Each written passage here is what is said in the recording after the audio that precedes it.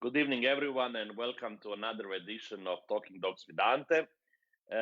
This is the second time that we are having these interviews on Tuesday, and believe it or not, it looks like, for the moment, that tomorrow I am going to leave to a dog show after 7 months of being at home, and I don't know if I'm more excited or more afraid or hysterical about the fact that I have not been on the dog shows for such a long time. I don't know, I'm all the night last night. I was not sleeping well. I'm thinking what I need to pack, how I need to pack. I forgot to the combinations of my shirts and ties and jackets and everything. So I'm going to let you know how did it go. I hope that the show will not get cancelled tomorrow. So this is the reason why we are having this interview on Tuesday. From the next week, we are going back on our Wednesday nights, and it's going to stay like that. But before that, as I was telling you also last Tuesday, we are going to have a very special show on Saturday. If you are asking yourself why, it's 1st of May. It's the first anniversary of Talking Dogs with Ante. We are going on now already for 1 full year, and I'm making a lot of surprises and a lot of great things for you. So I hope that many of you are going to join us also on Saturday. Sponsor of tonight's interview is Eukanuba. I thank them for being with us tonight and for supporting us. And of course, I always say to you, if you can and if you like, it will make me happy if you make a photo of the screen anytime during the interview and you publish it in your Instagram story. Tag me and put hashtag Talking Dogs with Ante. I like to share these photos when we finish the interview. So that's something nice that you can do for me. So now it's the time to introduce my guest tonight, which is obviously quite popular because we have around 100 people, 120 people watching, and the numbers are going up, and a lot of comments already from friends, Geir's friends, and people from all around the world. So I'm welcoming Geir Flyckt-Pedersen, a Norwegian who lives in the USA, for his first appearance in Talking Dogs with Ante. Good evening, Geir. How are you? Good evening. I'm very well, thank you. And you have promised me to ask only kind questions, so that's why I'm here. I did that. That's the first lie of the night. I never promised that. I never promised that. But anyhow, before we start, Geir, there are already a lot of comments from people from all around the world, and that always makes me happy. I don't know. Emma is watching from the UK. Nicola from the UK. Ildefonso from Spain. Joy Mauro Berry saying Geir is the best. Agneta Armstrong is with us saying love to listen to this interview. Knut Blucher saying hello from the home country to Geir, Norway. People are watching from France, from South Africa, from Italy, from everywhere in the world, as it is always with this show, and I'm very happy about that. I hope that some of the people will have also tricky questions for you, so that I'm not only the only bad one, the only bad one here, but we will see how it will go. I want to ask you for the start, Geir, one question that I always ask to my guests, and I'm not going to ask you what was your last show and what are you expecting to be your first show, because luckily you live in the USA, and we can see that the shows there are more or less happening normally. I see results every weekend from all parts of the country. I want to ask you how is with the rest of how it goes with the normal life in the USA after the elections, after all these things that were happening. Is it everything open? Do you live more or less a normal life? Do you need still to have masks? How do you live in the USA? Well, I'm fortunate. I have a little group of people that I mix with all the time, and we have all been vaccinated. And so at home, we can wear no mask, but when you go shopping and we go outside, you're recommended still to wear the mask. And I judged in Atlanta a couple of weeks ago for the first time, and everybody were following rules and we were all wearing masks and trying, but it's very difficult to keep distance when you judge a dog on a table and you have another person standing close to you. So, but I think it worked well. Yeah, but, I mean, they say, of course, it's better to keep the distance, but they say it's not dangerous when you have even a bit of closer distance with the people that you are not going to spend a long time with. So I think this is why, in general, we don't have problems with the dog shows, and I think it's great that the things are going well there. We had the last show in Croatia last year in September, and I'm going tomorrow to Bosnia, so I will see how it will go. But I must say, yes, you are very lucky in the USA that everything, at least from this part, except that you are wearing mask, looks like it's happening more or less normally. But you know, there's always people who want to keep at 6 feet distance even after the mask has gone. Yeah, that's true. That's true. Yeah. I was thinking, you know, it's not all bad about this pandemic. You know, but okay, yeah. Yeah. I wanted. There are a lot of comments, obviously, coming all the time. One that I'm going to read to you now is from Sarah Robertson. She's saying, great memories of the International Junior Showmanship final at Crafts in the 1991, where Geir was the judge. Hope to see you soon. Matthew Bostock is saying, awesome judge and person. So there are a lot of people writing, and they are going to continue to write. So I will share it with you from time to time. That's nice. Want to go now first with you back to the past, to your starts. What I have managed to find out is that your first dog was the mixed breed. Then you got involved with the German Shepherds and the obedience, and the first dog that you showed was a boxer. So can we go back a little bit to that time, and can you tell us a little bit how did it all start? Yeah, it all started because when I was 7 years old, I went to school one morning. There was a wire fox terrier coming out of my neighbor's yard and bit my foot. In retrospect, that's a good start. He probably was playing with me, but then made me scared of dogs for a while. And then my parents were recommended to get me a dog, and then I got this mongrel.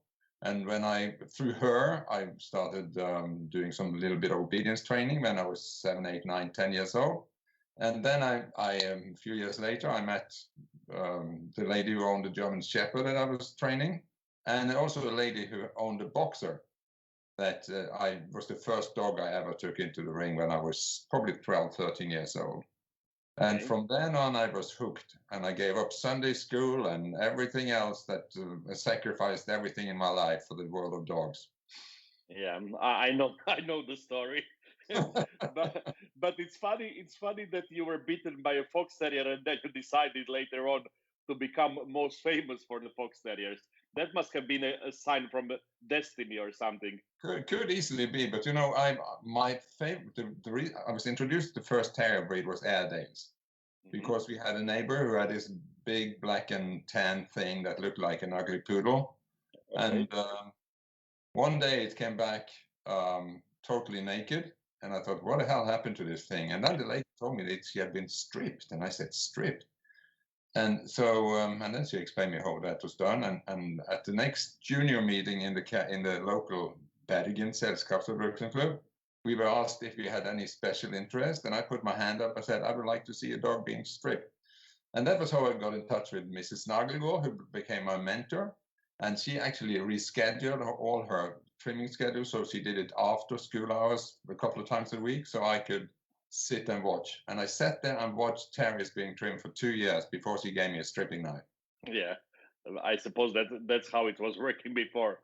Absolutely. Now everybody expects to become a specialist in everything after one week. But yeah, these were the good old times. I want to tell you that, of course, Andrew Brace immediately wrote a comment and saying all the best people start with a boxer. So he always finds something. He has a question already, and I'm going to ask it to you because you have mentioned a little bit this, and then we will continue with my questions. He says, hand stripping terriers is an art, and no one did it better than Geir. how easy is to learn, and who were instrumental in helping him develop his technique to such a high standard?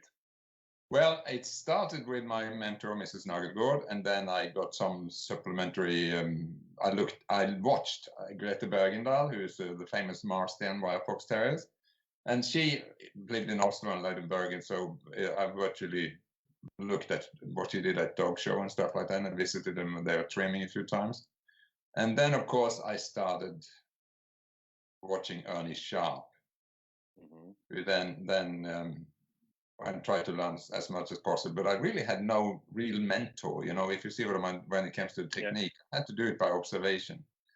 And one of the best compliments I ever got was that we had an American judge judging Skansen show, which was the big terrier show in Stockholm, 1978. His name is Peter Green. And I've heard about him. After he had finished judging, he came over to me and said, he had dumped me in every class. I didn't like him.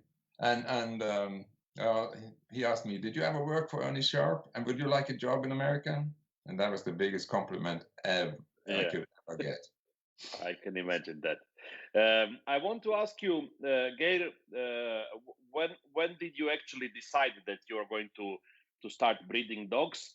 And your kennel name is Lowlin. Where did that name come? Luline. Luline was, the first bitch I ever had I was originally going to have an Airedale, and I had been promised by my mentor that I had a bitch that I trained from birth until she became a champion. I must have been 13, 14 years old or something, and she always said that if there was a conflict between the dogs, she would give it to me. But anyway, when I came back from school holiday, me wasn't there anymore, and she had found a home for her because they had started fighting, and I wasn't there, and so I was devastated. And then my parents said, Airedales are too big anyway, you will never have an Airedale. And then I got hold of, there was a litter of puppies in Bergen at the time by a male that was owned by a friend of mine, and there I picked a bitch called Lady Lou. I named her Lady Lou, and Luline is all based on her name, but there's no Lady Lou in Luline anymore. Yeah. It's a nasty little thing. So that's where the name came from. And when did you have your first litter? In which breed? Wire Fox Terrier, 1964, I think. Okay. So you started really with the Wire Fox Terriers. Yeah, that was my breed. Yeah, definitely. That was originally your breed. Yeah. Okay. So I wrote that when I announced your interview, and I read that in different places that you and your wife were partners and you were breeding different kind of dogs, and then also there were some breeds that you only owned and showed. But before we start to talk about Fox Terriers a little bit more in details, because that has been your number one breed, I would like just quickly to touch these other breeds that you were breeding. If you can just say how did you get involved with them, how long did you have them, if you have made some special success, and so on. So I think it's interesting for people to find out also a little bit about that. Let's start maybe with English Cocker Spaniels. Yeah, we call them Cocker Spaniels in Europe. So that's I know. It really annoys me when they call them English over here. But anyway, I had a friend called Tore, and he had a black male. And you know, when you have 3 or 4 Wire Fox Terriers, of the old pre-war bloodlines, they were so tough, and his dogs could mix with anything. So I thought that's a good breed to have in addition to. And then also met in Bergen due to the Kassenbrut, and when she was judging there, and a friend of mine, or the chairman of it was not a friend of mine, he was the chairman of the Bergen Sällskap Boxing Club, who bred cockers, and he had 2 imports, one from Locknell and one from Broomleaf. And so that's how it did. And then I purchased my first cocker in 1965 from Sweden. So Hans Lechtin and I were both members of Örliden's club. We both had dogs from Örliden. And then I started getting in touch with a lot of English breeders, and I visited every English kennel that was worth visiting. And there's somebody calling me from Akron's Children's Home. I'm more Yeah, promising. no. I want to go there. Anyway, then I imported a lot of dogs for friends that I also co-owned them with, and but the biggest winner was in 1972, I think, when I became top gun dog in Norway with a dog I imported from England called Champion Wayne Jordan Silver Sky, who was by the Crufts Best in Show winner Wayne Chieftain. Mm-hmm. And my best friend in Cocker still is Tricia Bentley, who I met in 1970 when I was over there, and who won Best in Show at Crufts in 1996 with a black Cocker. Yeah. And I consider me just as much a Cocker person as a Fox Terrier person, actually. But for some funny reason, my profile is wire Fox Terriers. Yeah, but did you have them all the time, or you stopped earlier with the English Cockers and you continued with? I met my wife in the cockering. Okay. I beat her on a regular basis, and finally she decided to better join him than whatever. Yeah. And she thought I was a better trimmer than she was, so she decided to marry me, and we had 30, 40 dogs at one time. And I still had my old line of wire Fox Terriers with me, but they were all very old. And then, of course, in 1974, I got the Welsh Terrier, that became the first dog in history to win Dog of the Year both in Norway and Sweden the same year. And then eventually we decided to move to Sweden because she hated living in Oslo. So women can be a lot of trouble, but she was the best thing that happened in my life, for sure.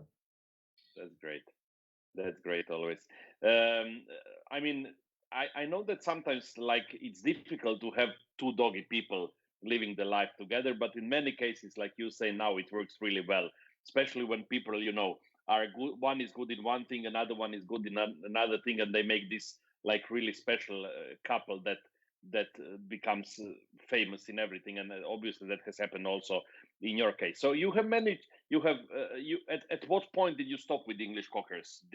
For how long did you have them? That was after we moved to England. Actually, we had a couple of litters in England, and we had a few health issues that we had never had before. And my wife decided I didn't want to stop with Cockers. She decided that she wanted greyhounds and whippets, and that was it. And the last two Cockers we had in England, we actually found home for, and they lived a long, happy life after that. But I still love the breed and could still have them actually. But she was the decider in that case, because I still had a bunch full of wire Fox Terriers. I couldn't. Yeah, of course. And tell me, you have mentioned now whippets and greyhounds. Yeah. How did that story start? Well, I never liked whippets. I thought it was a little funny little breed. It was not really a breed, but greyhounds. We actually, I fell for greyhounds I think in 1963 or something, when Ingeborg Seierstad, that she was named in Kennel Dog Castle. It was one of the greatest dog people ever in Norway. When she showed a dog called Treetops Hawk, Treetops Rising Pheasant, who was by Hawk, in Bergen in Norway, and we had a neighbor who also bought a puppy from her, and something is happening on my computer here now, so I have to do this. Okay. I hope I'm not. And since then I took a great interest, and I started following more than anything Shellfleet, and that was. Let's see here, I'm just getting this right. Yeah, I got Don't worry. Everything is working well for the moment. Yeah. Okay. At least for us. yeah. You're lucky. And but anyway, and then in 1978, we went to Three Counties Dog Show, and Ralph Parsons, the famous RP Greyhound, was showing this beautiful brindle puppy that we tried to buy, but he wouldn't sell it, and so we didn't think more about it. But then we heard a couple of years later that he was sold to Norway, and that they had serious problems with him because he evidently wrecked Ingeborg's car inside and was hard to live with. So we rushed to Norway and were able to buy him. And that dog was my wife's absolutely favorite of all time. he hated me. You know, if I tried to get him down from the sofa, I had to try a lasso around his head and pull him down. But she loved him, maybe because he hated me. I'm not sure, but Yeah, there has been some kind of connection there, I'm sure. but that started, and then he had Ralph Parson had a famous dog called Spot. I can't remember his regular name, but he was top greyhound in England. And so then we were able to buy his mother. So we had a mother and father of this greyhound. And then we produced 1 litter of greyhounds. And it didn't really turn out the way we thought. So, but we carried on with the same line. But then what happened eventually was that I heard that Barbara Wilson Clark was going to give up.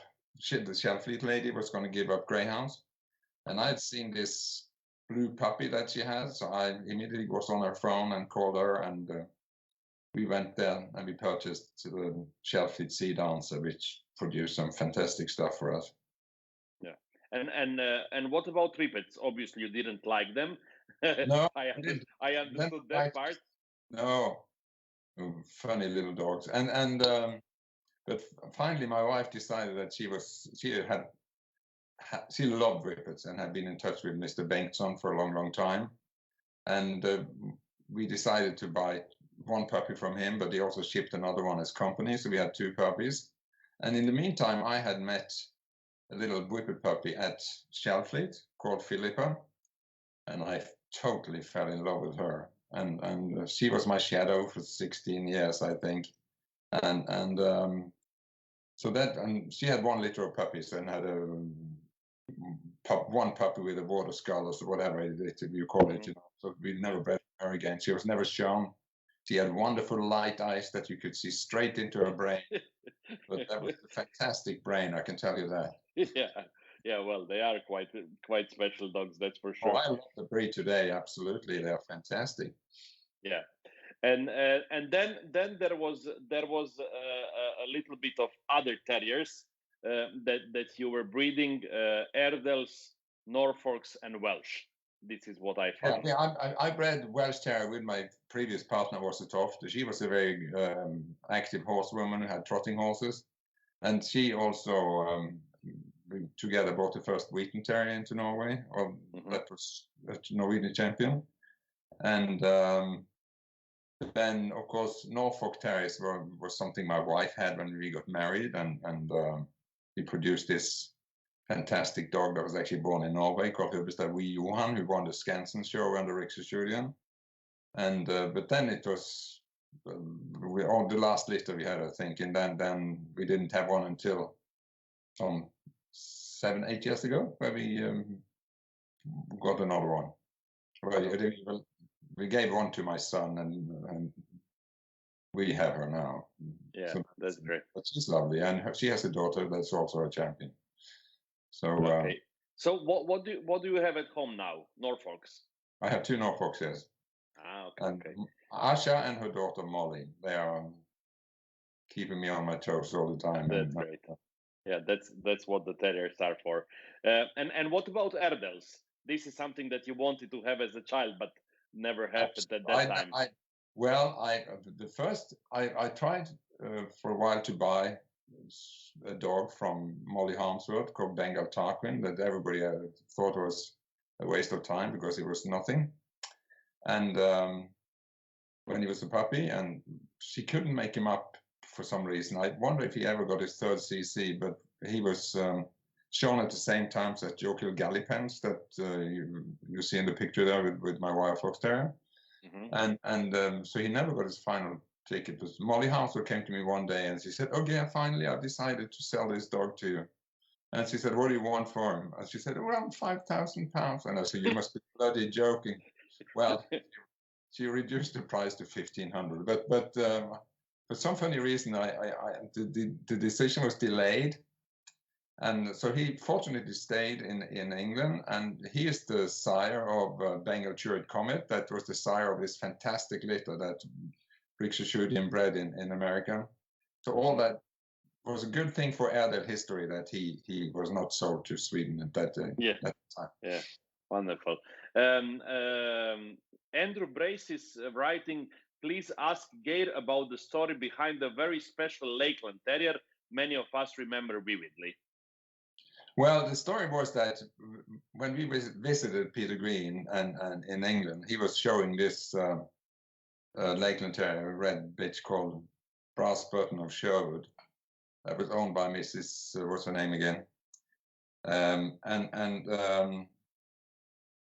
My wife in particular fell totally in love with her, and so we came back to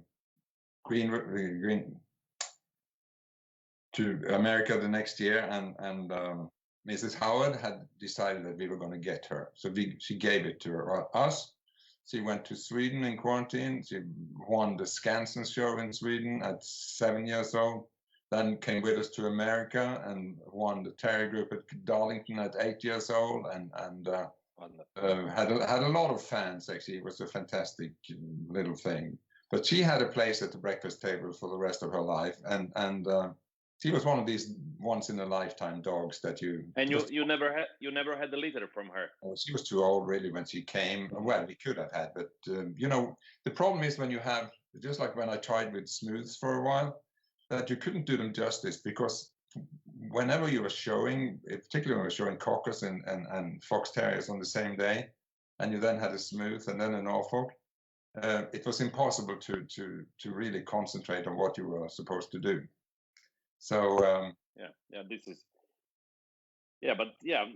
sometimes, I mean, I know that, and I'm not going to go into the details. Maybe at some point during the interview, want to mention some other dogs, because I know there have been many other breeds that you had, but you didn't breed. You just had them to show them or whatever. And I started to watch your interview with Will Alexander, and I think you said that still today your favorite breed are the giant schnauzers. I love giant schnauzers. And the funny thing is that when I first started, when I got this stripping knife from Mrs. Nagelbo, she didn't consider me qualified to strip an Airedale. So, but there was a giant schnauzer that was booked in to be trimmed, and she asked the owners if it was okay if I did that. And for some funny reason, I fell in love with that breed. And the first breed I ever won a group with in Norway was actually a giant schnauzer in, I think in 1964, 65, when I was still in high school. And then in England, we got a dog called George. He was, everybody thought he was very dangerous, and because when he was in the run, he was like a tiger. When he was outside the tiger, also the run, he was just fantastic. And he sadly, at 5 years old, developed bone cancer, and so, or 6 maybe. But so he didn't come with us when we went back to Sweden for that reason. But he was a fantastic dog, and he scared a lot of people, I can tell you that. Well, that's not a bad thing. Sometimes you need something. We had a big place in England, and you know we needed a guard dog, and that was my excuse to get a giant schnauzer. But I absolutely love that dog. Yeah. Okay. There are already some questions coming from people about Wire Fox Terrier, so I'm sure they will be happy to find out that now we are going to start to talk about the Wire Fox Terriers, because that has been, let's say, your main breed for a long time. For the start, I always ask the same question to my guests. If you would need to explain to somebody, how does a perfect Wire Fox looks in your eyes? What are the most important breed specifics? Something that makes a Wire Fox Terrier. What would you say? Well, the Wire Fox Terrier should be the extreme of all terrier breeds. You know, small dark eyes, long lean head, little ears that are nearly too small but still perfect. And the most difficult combination is, of course, to get the long neck with a short back and a good tail set. And if you have those details, then in my opinion, you are a Wire Fox Terrier. Yeah. And then, as as I have become older and hopefully wiser, I have turned more from the extreme to the more medium of everything. Okay. I used to overangulation and these fancy American pictures with necks like giraffes and all that kind of stuff. But you don't like it anymore. No, I think they should be extreme and they should be refined and classy, but they shouldn't be. They should be balanced. And this old thing that I remember, even Andrew, that I wrote when I just read at Crufts, that a head can never be too long, a head can never be too lean, and eyes can never be too small, ears can never be too small, neck can never be too long, the back can never be too short, as long it's all in balance. Yeah. And that is what people tend to forget, you know. And a too short back dog with an overlong head looks ridiculous. Yeah. And why a fox terrier without a head and with light eyes, gone. Nothing. Nothing. Yeah. There is one comment now, and it's not about dogs, it's about you. And so I think by reading it that you have been very handsome when you were young, because thank you. well, I'm guessing it. I'm guessing it because Paula Mikara-Vatten wrote lovely memories of a blonde Nordic god with our boxer imports in Norway many years ago. Yeah, I remember Paula. Paula, they had one of the most fantastic parties we ever had in Norway. After we had a crew at the Kennel Club, and Paula and Jan Erik had this fantastic party at their home with, I remember, I don't know, she had this huge brie and served an unlimited amount of red wine. And I can't remember. And that's all you remember. Yeah, and from then on, I woke up the next morning and I couldn't lift my head from the pillow. And so I rang up to say thank you for wonderful hospitality, but I said, I wonder what I ate, because I feel funny. And then she told me how many bottles of empty bottles she had thrown out this morning. So maybe it didn't have to do anything with the food. It's a red wine allergy or something. Yeah, probably. Paula, I love that lady. Yeah. Yeah. Anyhow, yeah, Paula is watching, and Patricia Nemirovsky de Alsina agrees with her. So it looks like you have a fan club there. Lovely ladies, and Patricia is one of the most popular dog people in the world, I think. Yeah, she is great, and there is also a question. Okay, let me ask you also this, and then I will get back to my questions. Ian Gabriel is asking you, what was it like to be an owner handler in the days of Langley, Sharp, Kellett, Sarginson, etc.? Oh, that was, the funny thing is that when we moved to England, my dogs had fabulous records from Scandinavia, but I never showed any of them. And that's why one of the pictures I show you as the 5 that will come to the end are so significant, because in partnership with a friend, I bought a bitch in England called Forkless Carrier, because I realized that very soon after I got there, I realized that people who judged dogs in Sweden didn't always judge dogs in England. If you see what I mean, they knew what they were doing, but they had friends and they had relationships and they had all that kind of stuff. So, but I was happy. I didn't expect to I knew the system too well to have any irrational dreams or illusions about greatness in the fox terrier world.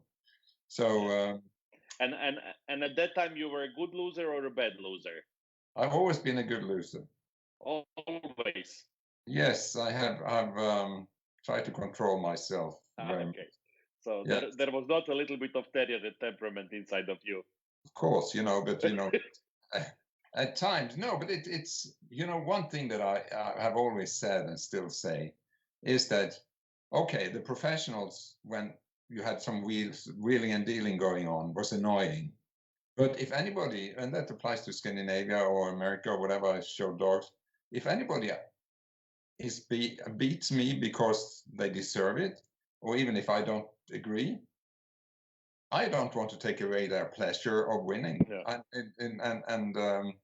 And I'm sure that many people thought I won many times because I was well known and all that kind of stuff. And I have had people nearly spitting in my face at times, when I on the way up the ring. And I don't see that. I'm basically a dog breeder. I want my dogs judged, and that's what I always stood. And as long as I felt that the judge knew what he was or she was doing and did it for the right reasons, I accepted it. Yeah, that's great. You must be very very popular, Geir, because Keith Lovell is writing Australia watching, but it is a dark and cold morning night. Great to see you, Geir. So I think it's very early at the moment in Australia. So people woke up just to watch this. That I think is amazing. Yeah. Anyhow, later on, obviously, when you became a judge, you judged the wire fox terriers all around the world, and obviously you were showing them everywhere. If you think of today, what would you say that today is the biggest problem of the breed? I think general quality, but the thing is that, like so many other breeds, we don't have any breeders anymore who breeds in numbers to create. You know, if you go back only 30 years, we still had the Townville kennels in England who supplied us with stud dogs all the time, and you had Blackdales in Ireland, and you had a number of breeders that bred dogs in numbers. But the biggest problem is basically quality. You know, if and for people, and I think also one of the major problems are judges, you know, that they haven't seen these dogs. It's one of my favorite dogs of all time, also called Gals of Excellence, that I had an advantage of showing a few times in England. And over the last few years, I've been a keen fan on this King Arthur. That to me is a great dog. And if people, there are people, I have a feeling, are trying to make this breed into just another breed. You know, if you see a wild fox terrier coming into the ring, you should notice him. You should see, he should come in and say, "Here I am," you know. And same with Airedale, same with the Kerry. And if without that, nothing. Personality and showmanship is a huge part of the breed. Yeah, this now when you say this, I remember when I asked Patrizio Donati, who was my guest, I think 2 or 3 weeks ago, when I asked him what is like the main thing about the Great Dane, and he said when a Great Dane enters the ring, he needs to catch your eye, and I think it's the same thing with the terriers. You know, it cannot be boring when it enters. It needs to get. You need to see him. So I agree with that. King Arthur, I think, is the dog that won Best in Show at the Intera show in Slovenia when you were judging there a few years ago. Yeah, I think so. Yeah. I've judged him. I've judged him in probably in England. I judged him in 3 or 4 different countries, but he is a great. It was so funny because I gave him a group of Best in Show 1 week, and 2 weeks later he was shown under me at the National Philadelphia Kennel Club show, and I placed group 4th, and everybody said to me, "How can you do that?" And I said, "Did you look at the dog on the day? You know, he was tired." And that, I mean, it's nothing is automatic. You know, you're judging the dogs on the day, and a fox terrier that's looking tired when he comes into the ring, there's no chance. Yeah, I can agree about that. You were talking now already a little bit about the dogs of today and the dogs of the past. When you compare the dogs of today, the wire fox terriers of today, with the dogs that you had years ago, or the dogs that you started with, how much did the change? And do you think that they are better today, or they were better in the past, and why? Well, the thing is that when I first used to go to England for the Fox Terrier Club show and the Wire Fox Terrier Association, there used to be 130 dogs at the show, you know, and there was a big number to choose from all the time. I think the top winners are as good today as they were 30, 40, 50 years ago. But I think the depth in quality is different. There's there's a big gap between the top winners and a lot of the ordinary dogs. You know, there was so many. Same was in Cocker Spaniels, for instance, that we had a much wider and deeper group of quality dogs than you see in the ring today. But there are always some stars shining. Today the stars are shining, and then there's really very little. Nothing else. Yeah. And what do you think that in these, let's say, 40, 50 years, the breed has changed a lot? Not really, not really. No. I don't think so. And I think some of the dogs that I won with in 1985 could still do well today. And I'm fortunate enough that most of my bloodlines are kept going by Agneta Åström in Sweden, who was also mine, who I also taught how to trim dogs and do the gun. And she's kept up the standard that I've and probably improved on what I had, actually, to be honest with you. Yeah, she will be happy to hear that. Oh yeah, but she's a pain in the neck though, because she came over to England to learn about trimming, and I was trimming dogs from sunrise to sunset just because I wanted to learn. But she certainly learned and achieved more in her life than most other people ever will do. Yeah, absolutely. There is a comment from Emma North Row saying, I still remember seeing excellence as a kid. He was breathtaking, the best ever. And then we have a comment from Alin Dumitrescu from Romania saying, I always remember Luline Pacific, who was a great producer and put a historic imprint on Bismarck Well Kennel and gave a lot of champions who everybody remembers. So obviously people remember your dogs. That's great. And I think that is I just had to remove this stuff coming up again. Nobody. But he was actually I always he was the result of he was in a fantastic litter, by the way, by my Luline Heartbreaker that I bred and Panda Passionate Luline that I didn't breed, but I made Mrs. Williams do the combination.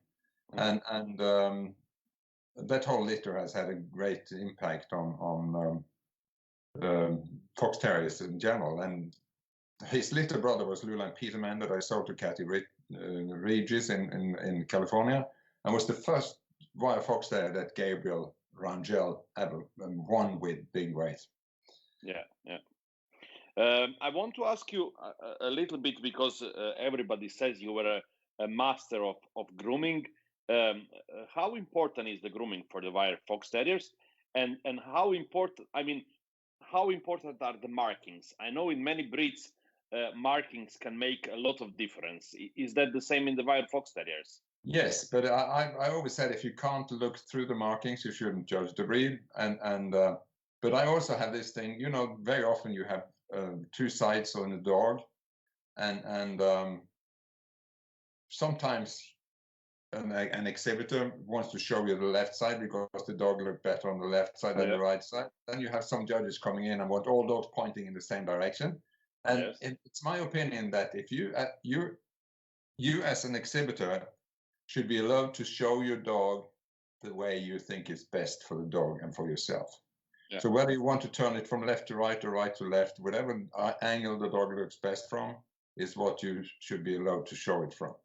Yeah, that's great to hear. I mean, we had an American Cocker which had much better markings on one side, and Javier used to stack him always opposite, you know, than all the other dogs, because the dog obviously looked much better. And not many times, but it happened a few times that judges would say, no, I don't allow this. I want all the dogs pointed in the same direction, which I think it has not too much sense. But yeah, it happens but sometimes. Judge, you're not supposed to be a little dictator or something. You are doing. I think you're doing. It's a service to me. It's, you know, it's for many people it's an ego trip, but I think that is. I'm very thrilled when people show nice dogs to me, and feel embarrassed when they thank me for putting up their dog. I always feel I should thank them for showing it to me. Really? Yeah, that's nice to hear, because there are not many like you, unfortunately. But okay, that's another subject. Anyhow, Agneta Astrom is writing to you. Thanks, Geir. You helped me so much. So she's watching, and she's happy to hear what you have to say about her. We started to talk a little bit about grooming. Are the wire fox terriers difficult to groom? You know, they are. Is it a lot of work? Yeah, and you know, because they're going to look extreme, their detailing is so important. And I learned so much later on from Rick Shashudian. You know, both Rick Shashudian and George Ward and Peter Green stayed with us an awful lot in England. And Rick sculpted the dogs, in a way that I thought was maybe looking unnatural. George Ward was the perfectionist with body coats and all that kind of stuff. And Peter Green was the one who made them look as though God made them that way. Yeah. And I was trying to be something in between. But it really takes skill. Yeah. You can't get away if you want to win with a Royal Fox Terrier. We have seen people over here from Scandinavia who have done extremely well in Scandinavia. I'm not talking Ante now, but who came over here and their presentation was very, very amateurish compared to, because in this country we have some bloody good artists when it comes to trimming and presentation, and it's tough to compete against them. But one thing that I always remember is that when I taught Agneta about trimming, I wrote this dog, or the skeleton of a dog, and I said, you have the advantage. You can make this skeleton look whatever way you like because you have hair. Yeah. You can sculpture whatever. And I think she still has that piece of paper in her files. And my wife always said that White Fox Terrier is a joke. It's just a matter of trimming and presentation. But you have to have the basics. If you don't have a head and expression and ears and a tail set, you can't create something.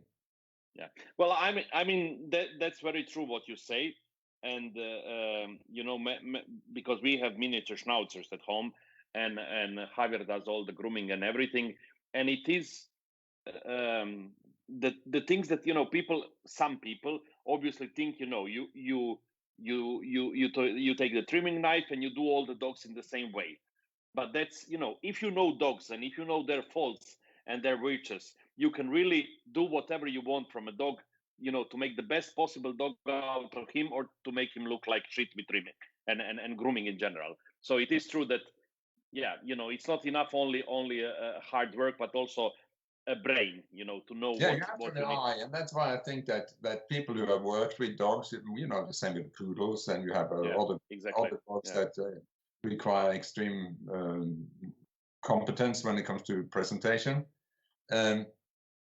They get to know an awful lot about anatomy and construction and how you can hide things. And of course, I never had to think about that because all my dogs were perfect. But lucky you.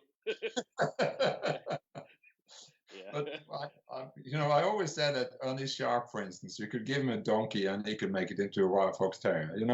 He was a master. He could make a head that looked common, very, very, very good. And I bought an English championship from him that he had shown, and when I just bought it based on what I watched from the ringside, and when she came home in a bathtub, I said, "Oh shit." What is this?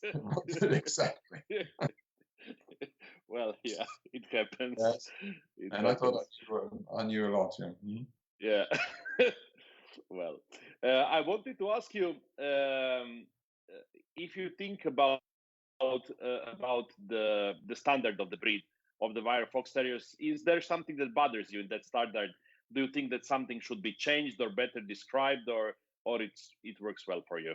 Yeah, I think we are today. There's a tendency towards, I'm crazy about fronts. Okay. Fronts are very, very important to me because I actually was at a couple of trials and saw Fox Terriers going into artificial sets where if they had been in a natural set, they would never be able to come up again because they were too wide in front, so they got stuck in what we call the eye of the needle, which is 12 by 17 centimeters,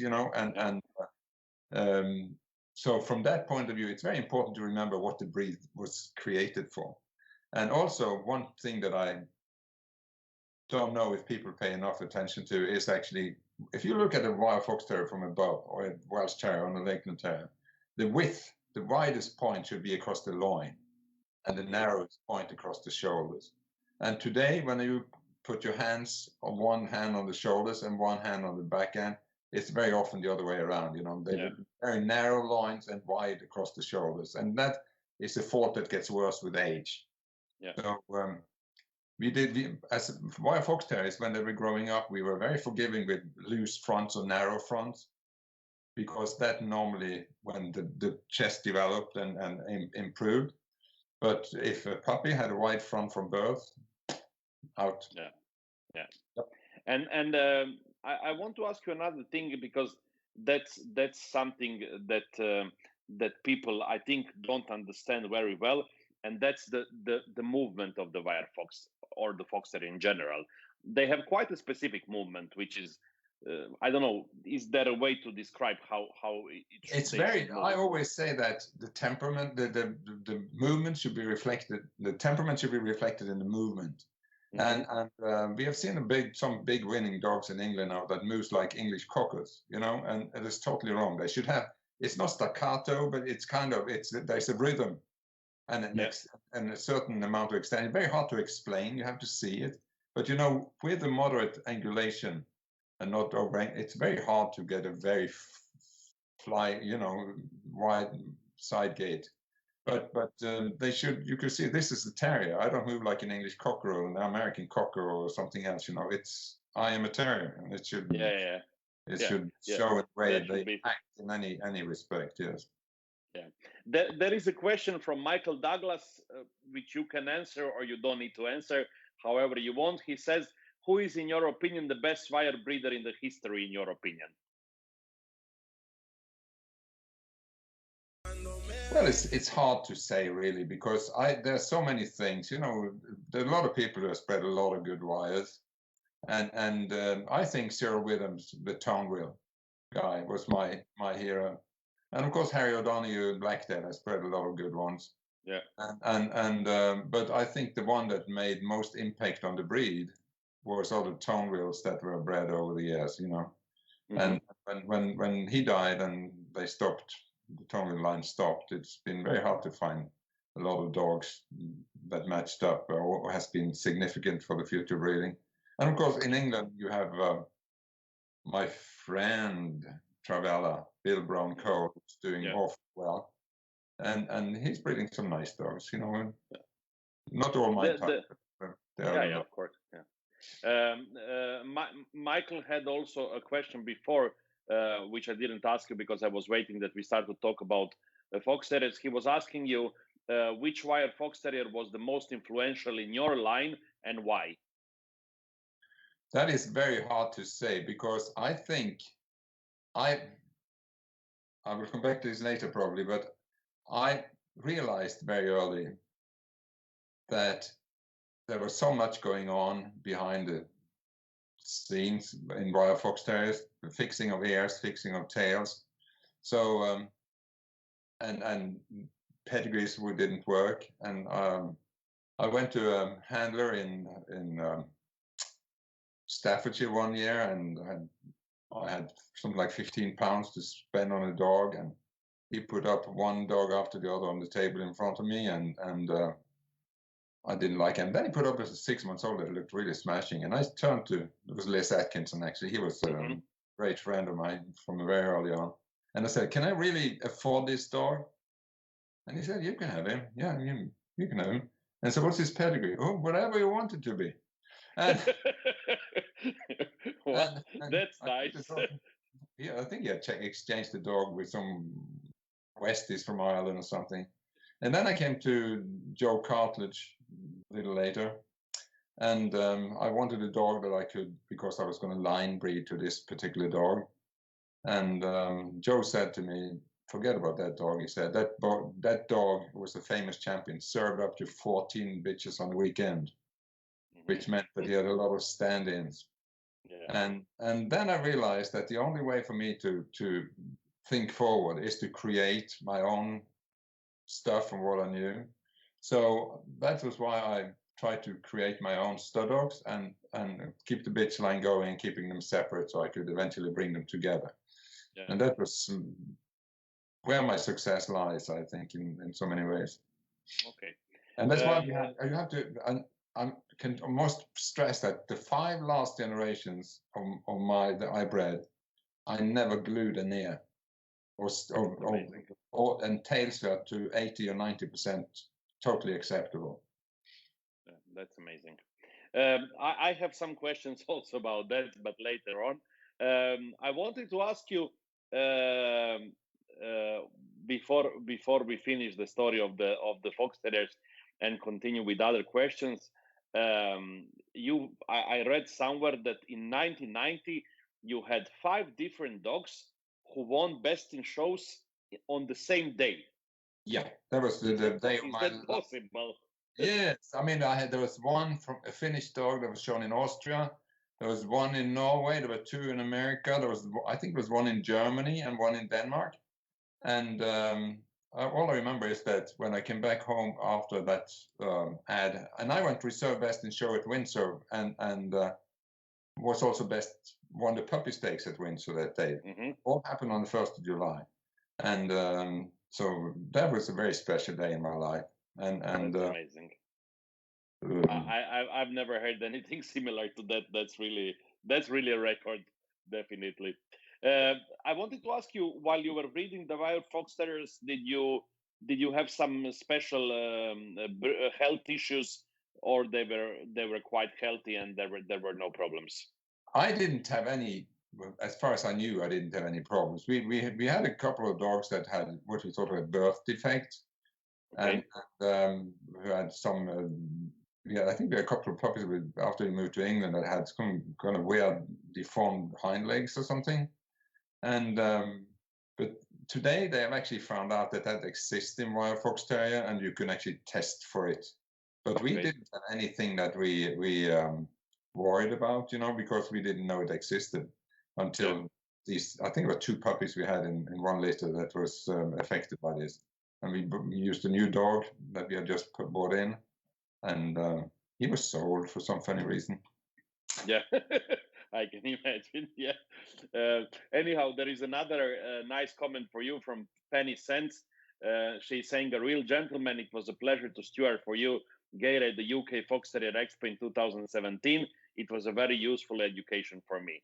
Oh, thank you. Yeah. Okay. Now let's say we will obviously come back to fox terriers at some point, but I think we have speak about some most important things about the breed. I have some quick questions now for you, which usually are quite difficult for my guests. And before that, of course, I would like to ask all of you who are watching if you can make a photo of your screen and put it in your Instagram story and tag me. I always love to share these ones later. So I have few of the quick questions for you. So let's see how you will deal with that. Which show you judged till now you would consider to be the highlight of your judging career? That is very tough, because I think I did my first group at Midland Counties many years ago, and did my first English Best in Show at Midland Counties some years ago. But I've judged 5 times at Westminster. I've judged 6 or 7 times at Crufts. I've judged the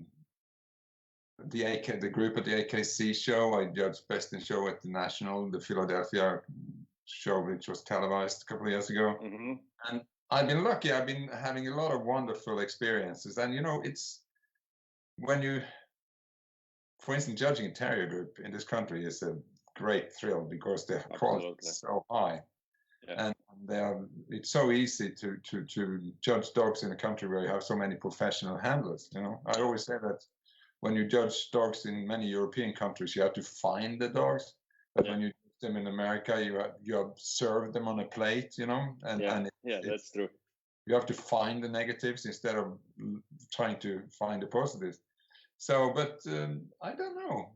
I judged the fox terrier at Montgomery some 25 years ago, and I judged the Central States fox terrier, and also the show, the fox terrier in England in 2017, as you just mentioned, was a great experience.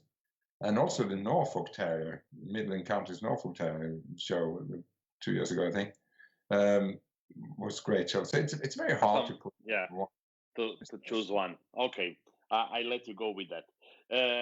What would be the favorite fox terrier of all times for you, not bred or owned by you? I think a dog called Winter Statesman.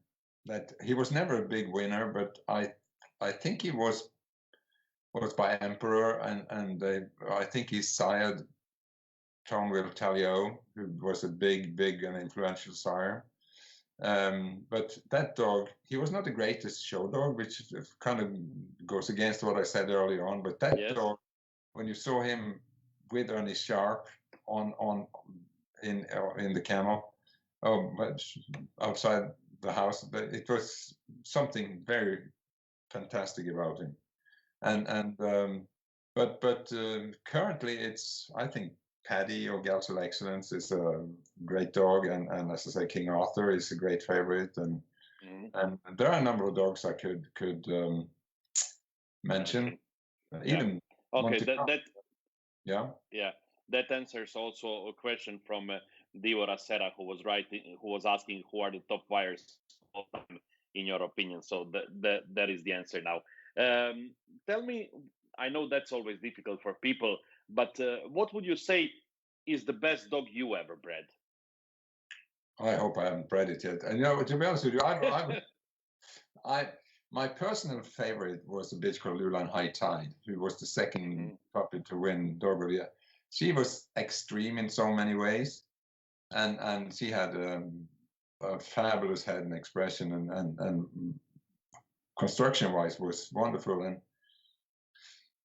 But she didn't move so well coming and going that I made her a champion and she won a group. But I like to, when I showed the dog, I want them to look as though they felt totally comfortable in their own skin and all that. She was a terrier, so she was but a little close behind, a little wide in front, but standing still, she was my ideal.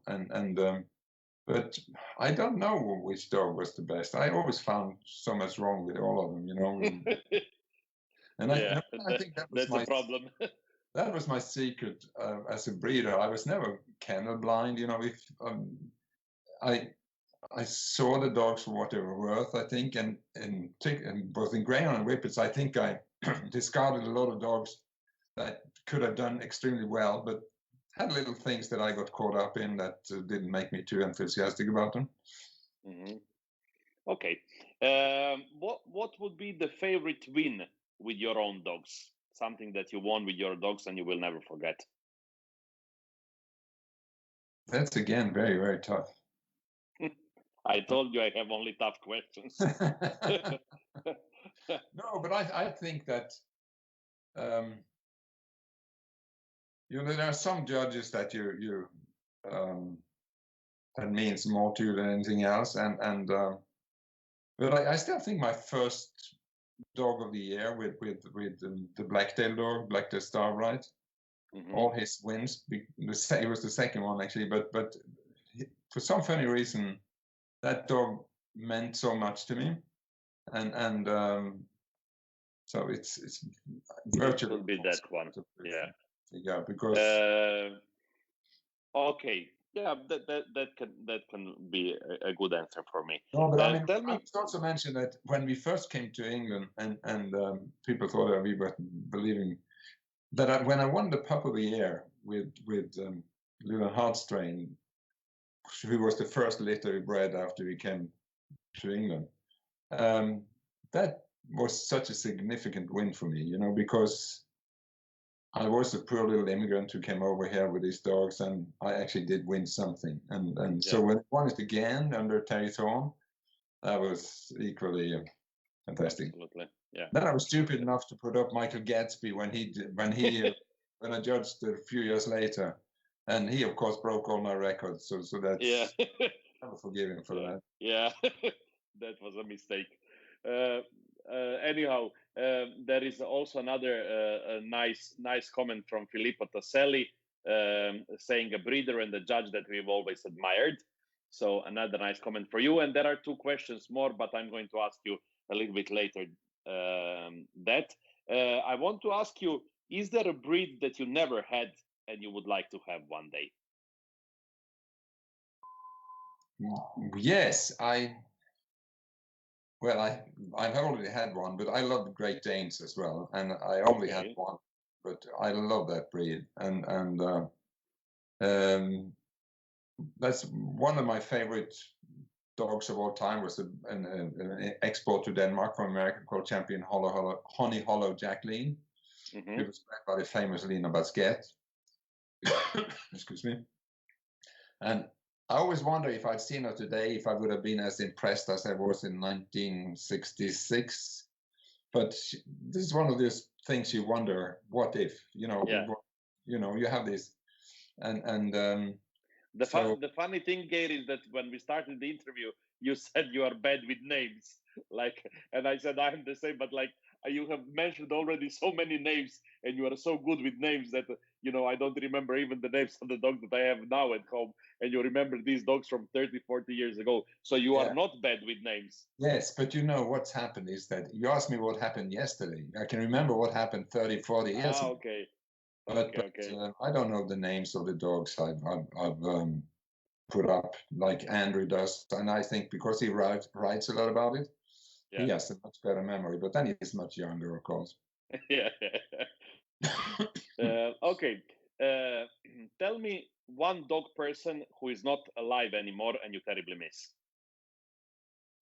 That is very difficult because, of course, one person that was very, very influential in my dog life after we moved to England was Ada Bishop of the Lawn Collies. Her father was bred the only dog that ever won Best in Show at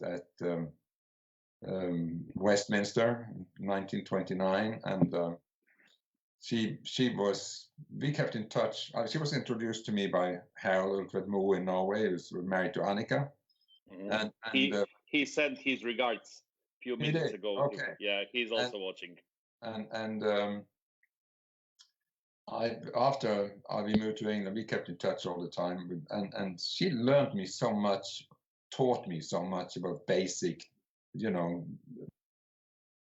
and she had so many theories about that I try to practice and follow.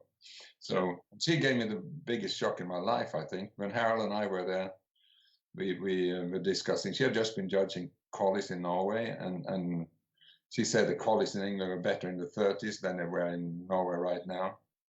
And I said, well, that's easily said. I wish I knew as much today as I did some 40 years ago. Yeah. So she said, okay, I'll prove it to you. So she took us into the dining room where I think 4 or 5 of her father's collie heads were on the wall.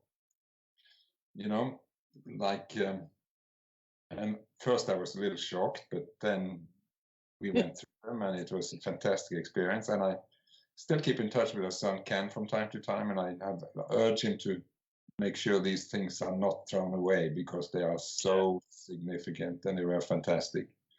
So, but other than that, of course, my wife I will never be able to get over, and it was such a partnership that I realize now that how real it was and how rare it was. Yeah. And we always had different opinions about most things. We always had something to discuss and talk about. Yeah. I was always right, of course, but we That's very strange because normally women are always right. we always kept 2 copies of every litter.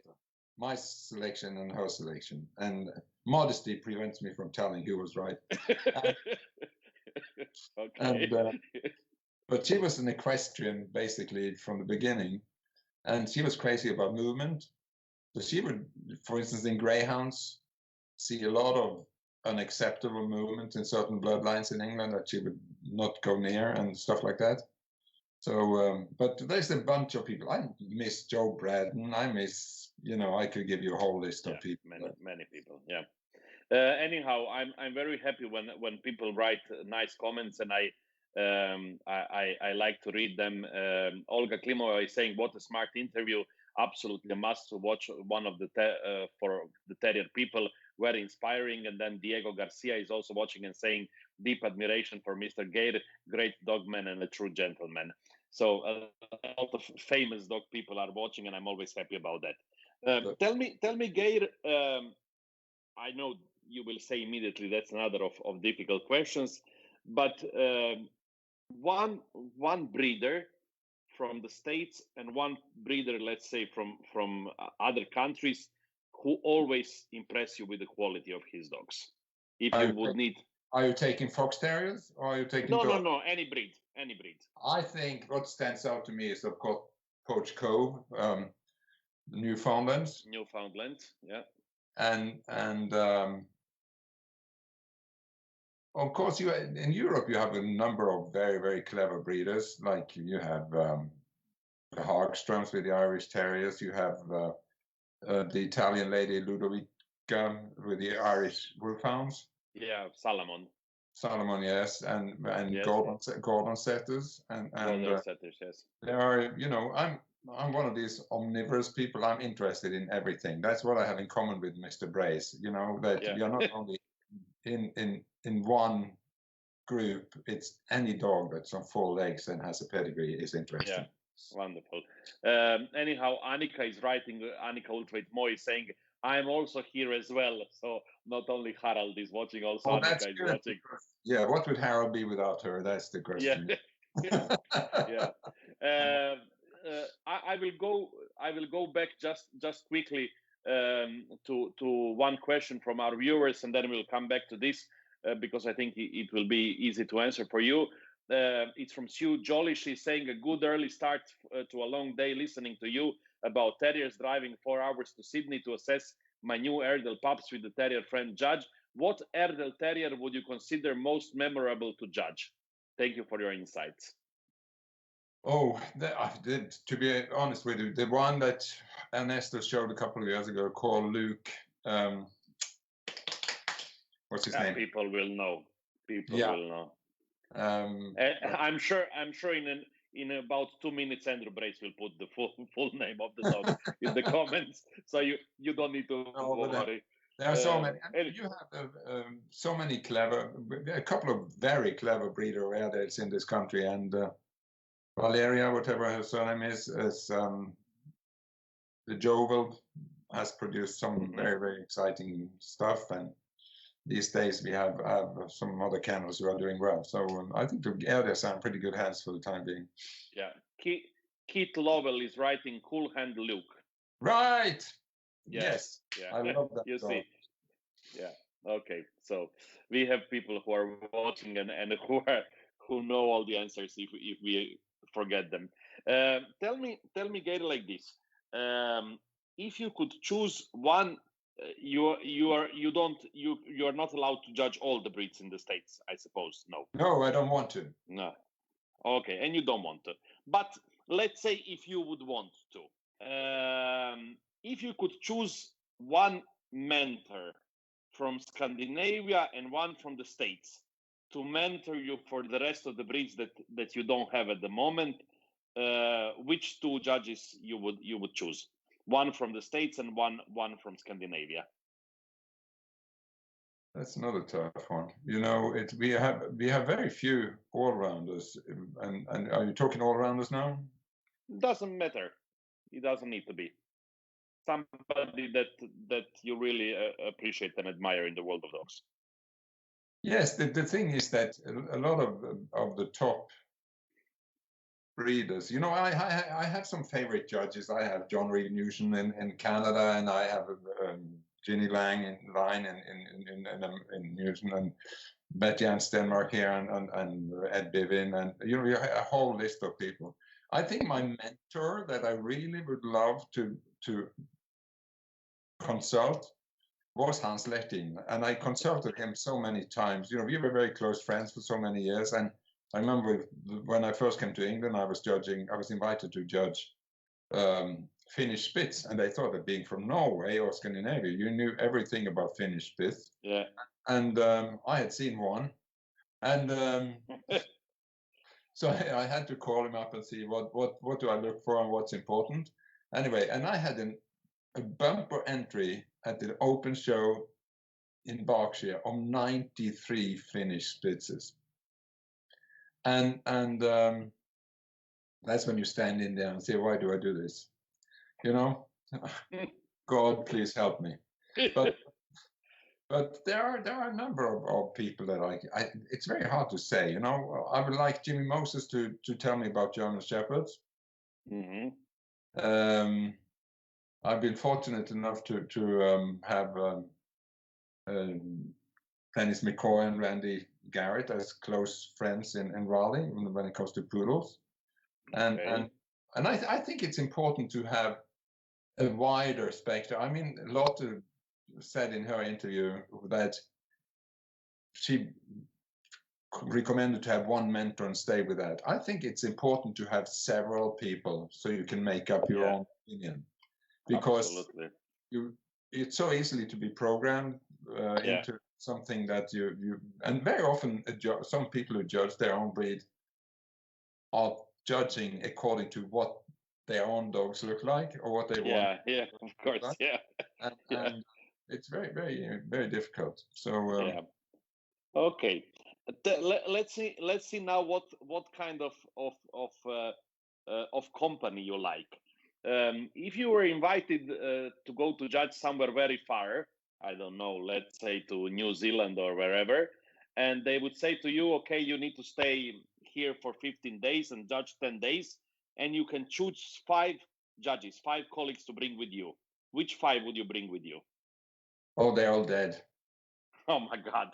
Are there not any alive that you would No, like to no, bring? but I always say that if you are going to have interesting discussions about dogs and history and all that kind of stuff, there are some people in the world that you could have an ever-going conversation with. Norway, of course, has Espen Eng, the very modest young man, and Sweden has Moa Persson. Okay. England has Andrew Brace. Okay. Then we have Bo Bengtsson in America. Okay. And Simon Parsons in England. And Wonderful. just for have a lively discussion about the old days, and that everybody seems to be interested in. Yeah. So, but there are so many more people. Of course. If the answer you wanted was who you would have fun with, that's a totally different ballgame. Yeah, of course. Yeah. Well, okay. Then we'll leave that for another time. Yeah. Okay. Samantha Bradbury is saying very true about mentors. Having only one can give a very narrow view and opinion of a breed. So, if you would need to thank to 5 people who helped you to become what you are today in the dog world, which 5 people would you thank? First and foremost, my wife. Okay. And then my mentor, Anne-Marie Nagelgaard, who taught me to be humble, and then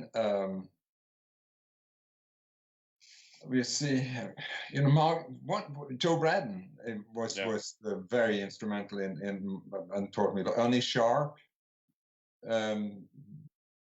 Joyce and George Caddy, Judy the Cassenbrute, John Macmillan and the Gillespies.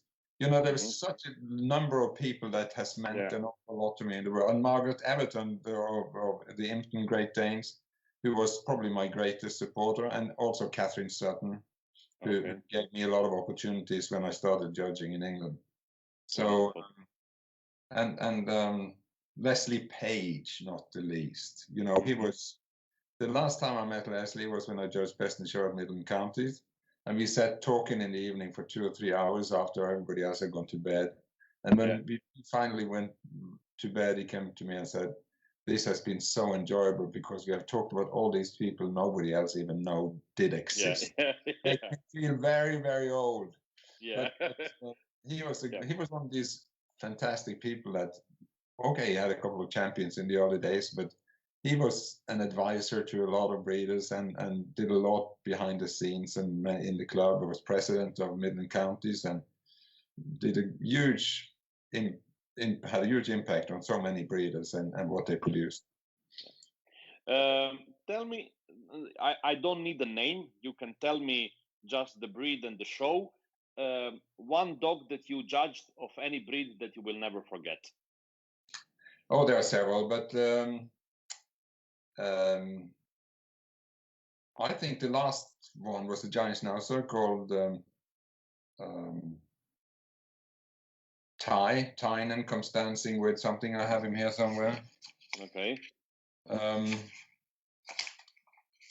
And he was a giant schnauzer judge. He came back after an injury, and I showed him, and I I have lost it. But he was shown by Adam Burnby's wife, and it was a dog that I saw some years ago. I think partly Russian breeding, and it's a fabulous schnauzer.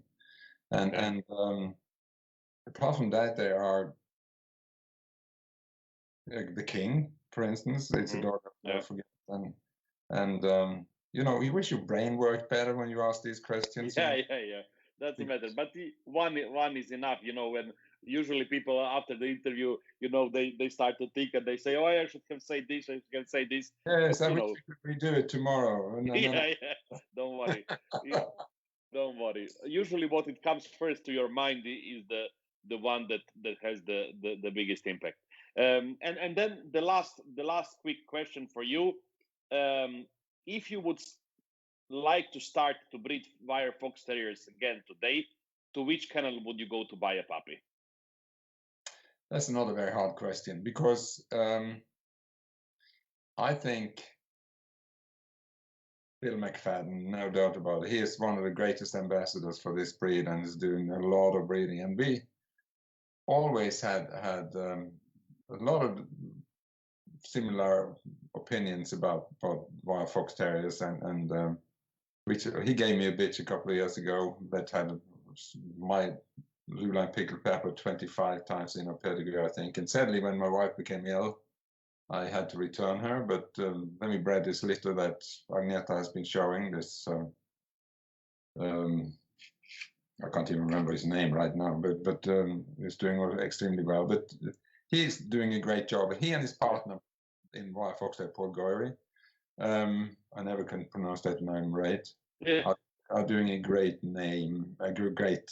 effort for the dogs. And recently we have seen a number of good wires that RC has bred in RC Carisi has bred in partnership with some people, and so there are a couple of very decent breeds. And of course, the Firewire dogs have always had an impact in America. So wonderful. It's hard to mention some because you always forget. Yeah, of course. Yeah. Okay, let me now read just a few comments, and there have been few questions that I'm going to read to you. Anyhow, there is a nice comment from Simon Burton saying, "Loving this. When Geir and Gerd came to the UK, I just found the dog scene, and as a fox terrier lover, what they did with the Luline wires and Habestad Greyhounds inspired me. Loved Champion Hairstrain in wires and Champion Double Magic in Greyhounds. George should write a book, but this interview is the next best thing. Thank you." Thank you very much. There were two lovely dogs, actually. They were Double Magic was a great dog, and he ended up in America, and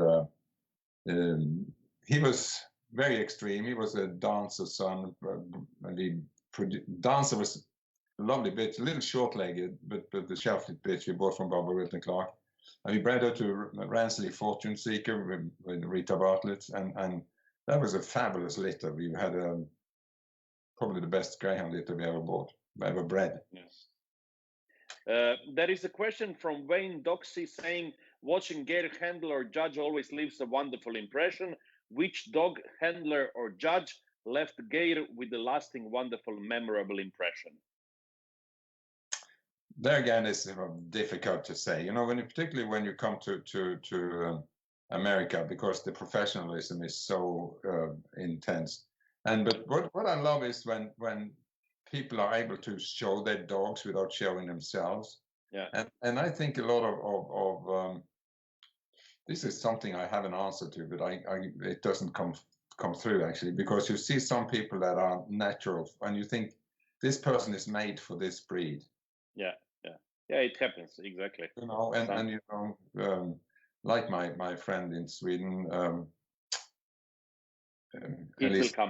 Elizabeth with the Afghans. Okay. She showed Hustuffer some 40 years ago that Lotte mentioned in her interview, and that, you know, some people are made for certain breeds. You know? Absolutely, yeah, I agree.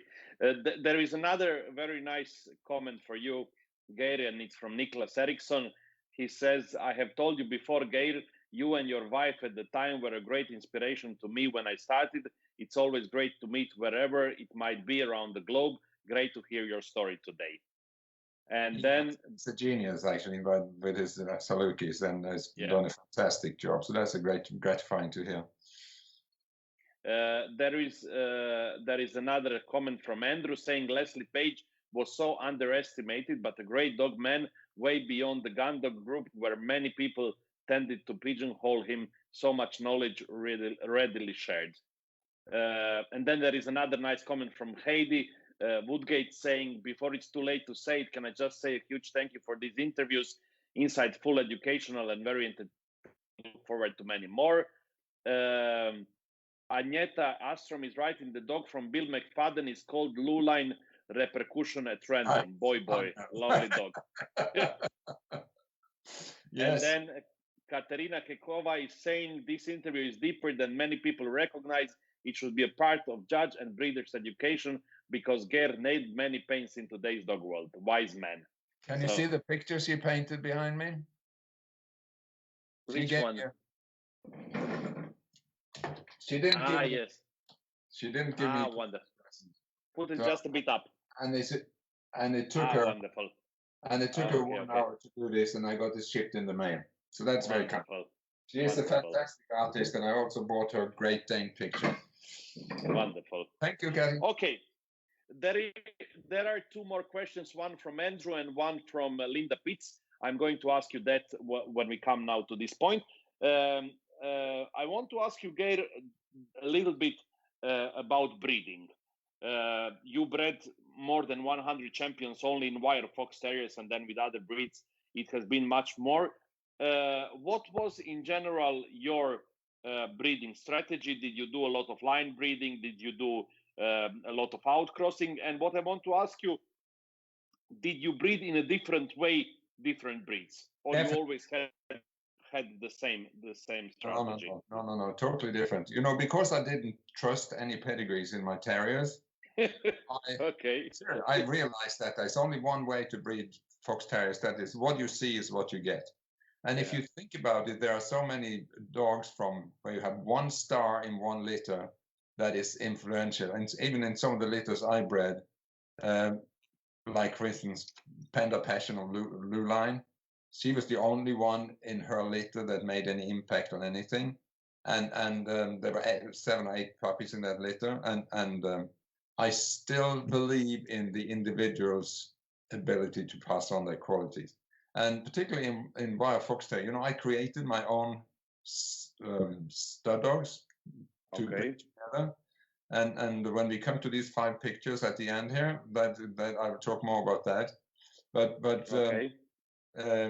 when it worked, when I did the first time, and I had 5 champions and 4 champions in one litter from what I had created both sides with the intention to bring this together, that is probably one of the happiest moments in my life, actually, when it worked. And they all had natural tails, natural hairs, and I have, and that is so important because I think when we lived when you lived in Scandinavia, we didn't have anybody who could fix a tail or fix some ears. No, if an ear was erratic or a tail was on the back, they were pets, and they were sold as pets. You had selective breeding all the time. So, but then when it comes to cockers was a totally different kettle of fish, and very line bred. You know, a lot of, to be honest with you, if you breed solid cockers, it's very hard not to line breed. You know, there were some different lines in England that you didn't normally bring together, but we were very much Lochranza based and Lockdean based, and the results were pretty good. And when it comes to greyhounds, it was more complementary or supplementary breeding. You know, you like, for instance, with Shelford Sea Dancer, you bred her to Fortune Seeker just to hoping that it was going to mix. You know, but normally you get one long and one short, and you know, but in that case it worked. You know, and we got what we wanted, and even more than we hoped for, I think. When you go ahead. Yeah, when you mentioned these tails and ears, because I know it is a big problem today in many breeds. I remember it must be 15 years ago. I went to visit the famous Thames in Scotty Kennel in the UK, and I saw one puppy, and I absolutely wanted to buy it, and I bought it at the end, and it was so funny because like he said I don't want to sell it, and then he said to me when he decided to sell it, he says, you know, Thames in Scottish are maybe not the cheapest ones, but they are for sure the best ones. So I knew the price would be high. But anyhow, that's actually the first time that I started to think about these tails in Scottish, for example, because he told me, this is a beautiful puppy, I can guarantee this and that and that. He said, the only thing I cannot guarantee is the tail because the father is American. But I think in England it was the same thing. In the UK was the same thing. I think they were fixing almost everything also there. So yeah, it's very difficult because you don't know what you put in breeding. Yeah. But I must admit that talking about wire fox terrier, I cannot not mention Evelyn Howes or the Harrow Hill, because one of my foundation bitches was from her, and I bought 2 dogs from her, and I felt pretty certain that her stuff was natural, the way they were born, and the way I went to Pender Williams I even bought 3 dogs from her, 2 bitches and a dog from her, was that I knew that she knew what she wanted, and I had seen her dogs, and I knew that at least the ears were perfect, and the results we had from these bitches was also fantastic. So yeah, that's it. I want to ask you. You mentioned before that you and your wife almost always never agreed about the puppy that you want to keep. That you always kept to. What it was that maybe you looked more, and something that maybe she looked more in the puppies? Why did you usually have a different choice? I normally ended up with the ones with more style and kind of showmanship. She went more for the basic workman type kind of dogs, you know. Where for me, I was much more for personality, and they had to shine for me, you know. That was what, and shining through personalities, and just like when you look into a wire fox terrier's eyes, you know exactly what you're looking for. And in same with an English Cocker, for instance, they have to have that special look. Yeah. Tell me, Geir. Now, I want to talk a little bit about judging. What do you think that makes somebody a good judge? What makes somebody a good judge? When you say he's a good judge. You know, the thing is, of course, that to have a solid background, I think, is one thing, and that you take for granted that when you're judging, when you have been given the blessing to judge dogs, that you know what you want, and that is based on knowledge and interest and enthusiasm, and that it's not a ego trip in any way. You know, I have a feeling that there's too many people who sees this as a journey for themselves more than for the dog world. I get very sick when I hear people telling me that they're judging to give back to the sport, because I know that they're doing it for themselves, most of them, including myself. I think it's no, but it is a natural. But no, that you are able to that you're able to do what I always say I hope I do, is that I only take into consideration what I see in front of me. Yeah. And nothing else. And I think that is that you don't follow anybody's leader, that you have the strength. It takes strength in some cases to make decisions that are controversial. And I've done a few of them, and I can tell you that I have 2 judging assignments in my head that I will never forget. One was smooth fox terriers at Westminster some years ago, and the other one was whippets at Westminster. 2 top dogs.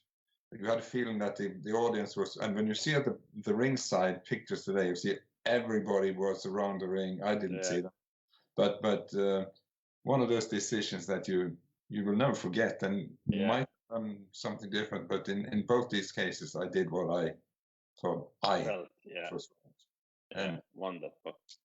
Yeah, there is another very nice comment for you, and it's from Knut Blucher. He has, what a great interview this is. You and your late wife has been a great inspiration for me from the very beginning when you lived and showed in Norway, later on in Sweden, the UK, and the US. What a great honor to win Best of Breed at Crafts in Greyhounds under guard. So yes, she was very thrilled about that, and she was she loved that pitch, and she loved the assignment, and I have tried to find that picture he sent after that, but so you can send me another one. Yeah, well, he's watching, so we can ask him.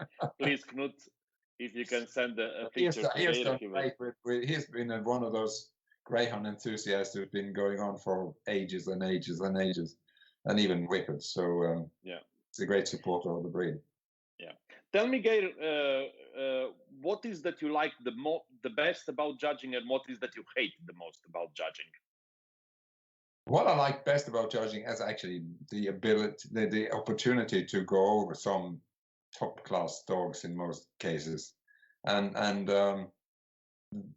what I like least about judging is that you have to but you have to leave out so many top dogs, and particularly when you know it's people grooming has spent hours and hours and hours preparation and all the kind of stuff, and you have a huge class. Some people say it's wonderful to have a group of top dogs in the ring at the same time.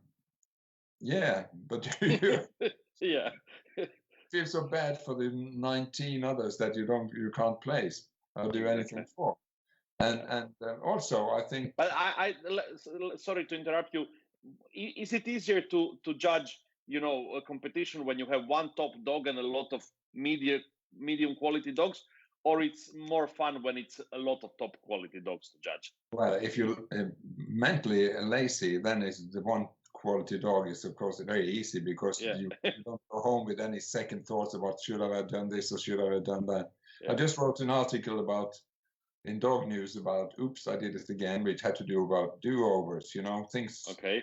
On the way home, you thought, oh shit, I should have done this or I should have done that, and maybe that was wrong. And I go through this every time I judge that. I have a few decisions I made in my life, in Ireland, in Italy, in Norway, and in Holland, that I still ask myself, why the hell did you do that? Yeah.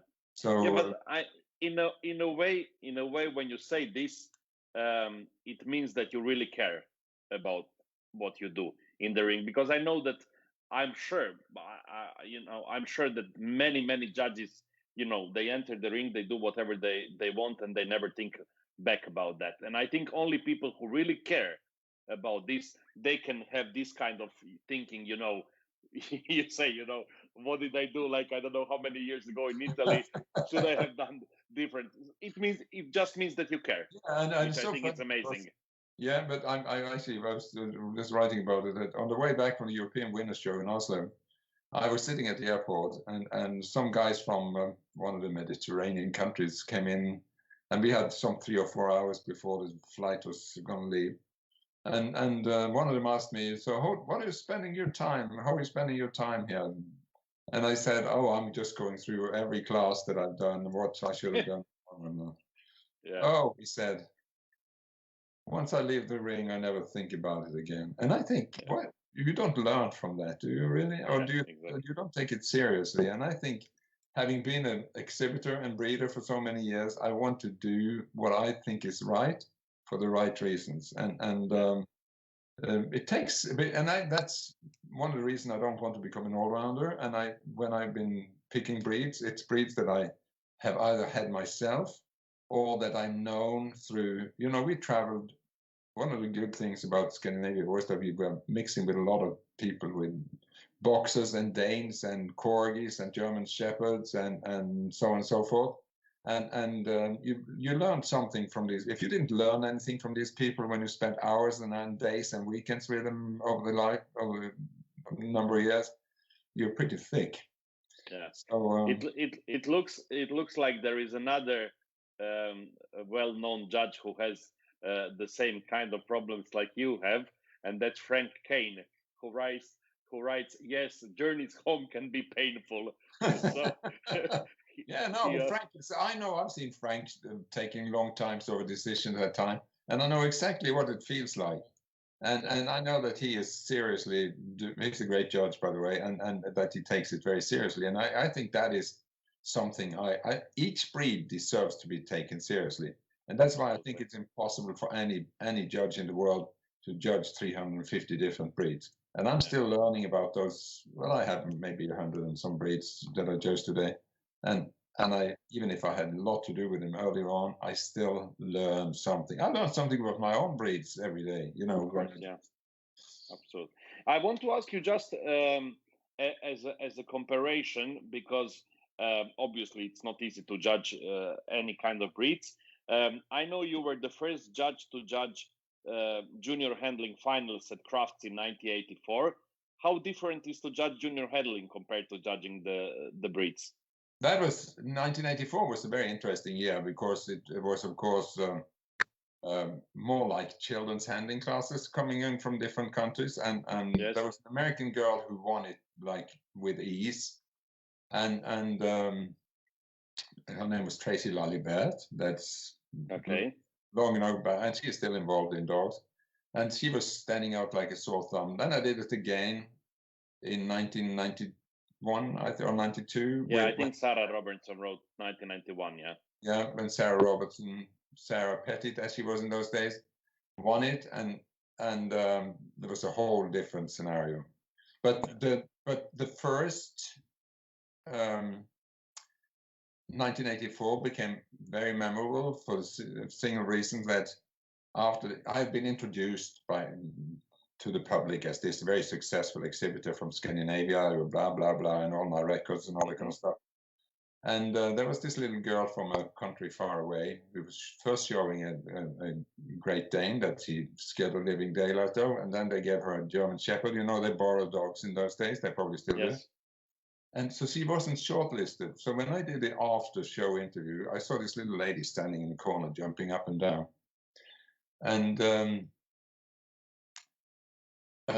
so I went over to her, and because some way I realized he wanted to talk to me, and she said, "Yes, Mr. Pedersen, I'm the mother of that little girl from X country that you so rudely ignored," she said. "I heard on they telling us that you were so successful in Scandinavia. Why the fuck didn't you stay there then?" Well, she was nice and honest. And I thought, this is funny. And somebody said you should report her, and I said, never. This is a memory for life. Yeah. So anyway, so parents can be tough, but you know, I wish we had junior handling classes at this level when I grew up. You know, and when I have so many people my age who have started off in America as in junior showmanship, and a lot of them are judging today. So yeah, there is another three nice comments coming. One from Julie Hasselby saying, "I was very impressed when Geir came up to me 3 months after a show in another country and told me he should have placed my dogs differently, especially that he remembered my dog." And then Samantha Bradbury saying, "Honest feedback regarding your judging experiences reassures those of us that are at the beginning of judging journey." And then Ernesto Lara is saying, "It's great to see and hear Geir. He's so wonderful to talk to. He discusses dogs with such a passion and enthusiasm." So nice comments for you.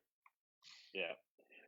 I want to ask you something, and let me just try to find that question from Andrew.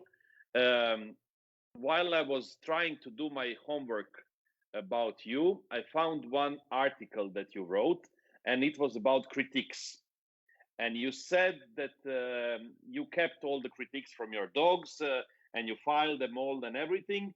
And once when you read different critiques from different judges about the same dog, you found out that they have no value or something like this. It was about it. Well, I know. Yeah, I had a friend who actually I talked into showing his dog, and he did this exactly what you're saying there. He didn't want to, but it was the terrier, and I more or less encouraged him to show the dog. And after 5 shows, he came back to me and said, "Put this critiques on the table, and he said, "Look at this." He said, "This dog isn't worth a shit. I'm not going to another dog show." And Yeah. and you know, the critique. I hate writing critiques, as I probably Okay. know. Espen Eng loves it. I hate it, and the value of critiques is so amazing. If you have time, I'm going to tell you the Wheaton Terrier story from Norway. Yes, tell us. Let me just stop you 1 second, and then you can connect it with the question from Andrew, so we get it all together in one question. He's saying, coming from Scandinavia, where written critiques and quality gradings are taken so seriously, how difficult was it for Geir to adjust to the American system, where there are generally no critiques and points are so often awarded to the best of the entry, regardless of quality? So the point of writing critiques we have solved. Tell us now about the soft-coated Wheaton story. Yeah, no, I was actually in 1966 or 67. I showed the first Wheaton Terrier that became a champion in Norway. And I came to a dog show in Haugesund in Norway, and we had a Dachshund guy who judged terriers. And I had a couple of Welsh Terrier, Wild Fox Terrier, and a Wheaton Terrier with me. And Torbjörn Åsheim, who was a friend of mine, who was a Kerry Blue Terrier breeder, was stewarding for him to get his, you know, he was the one to become a judge.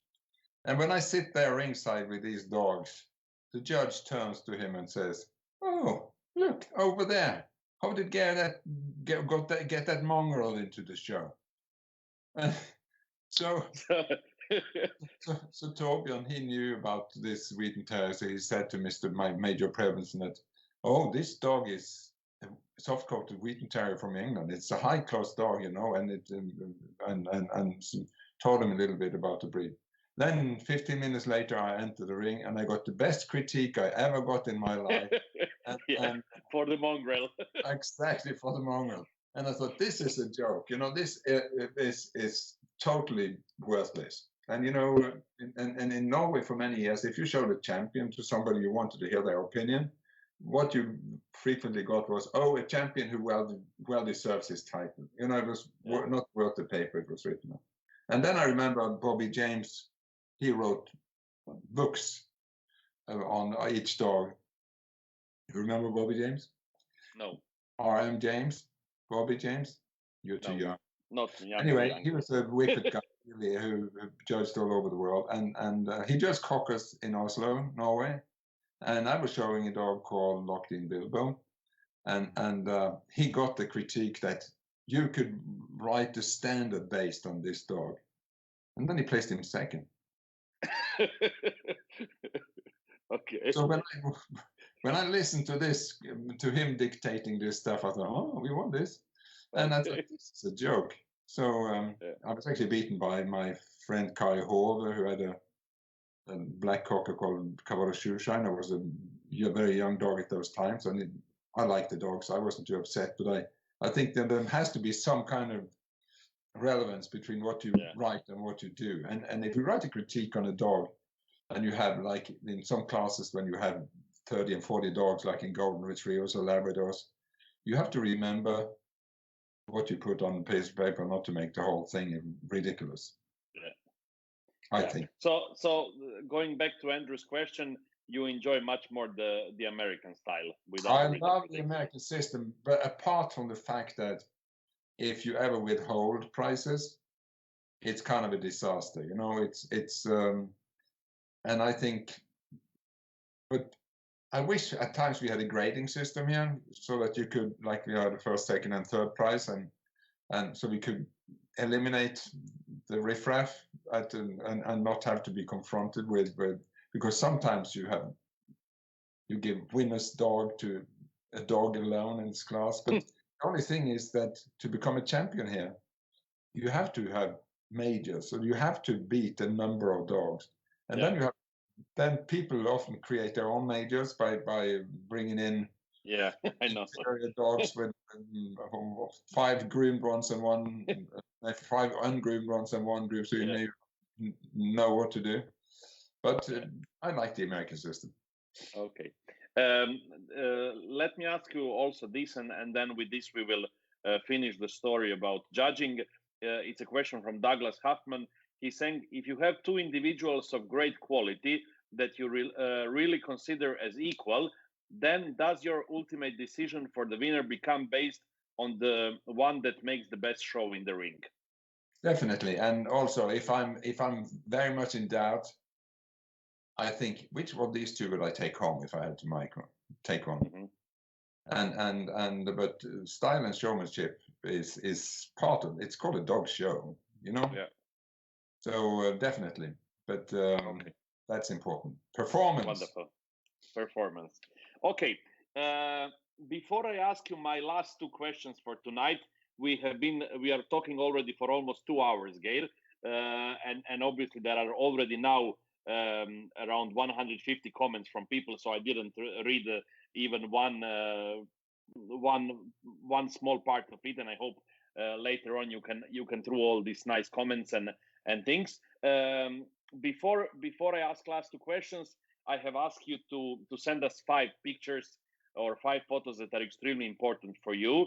Beltran is going to put them on the screen for all the people to see them, and you can explain us why these 5 photos are so important for you.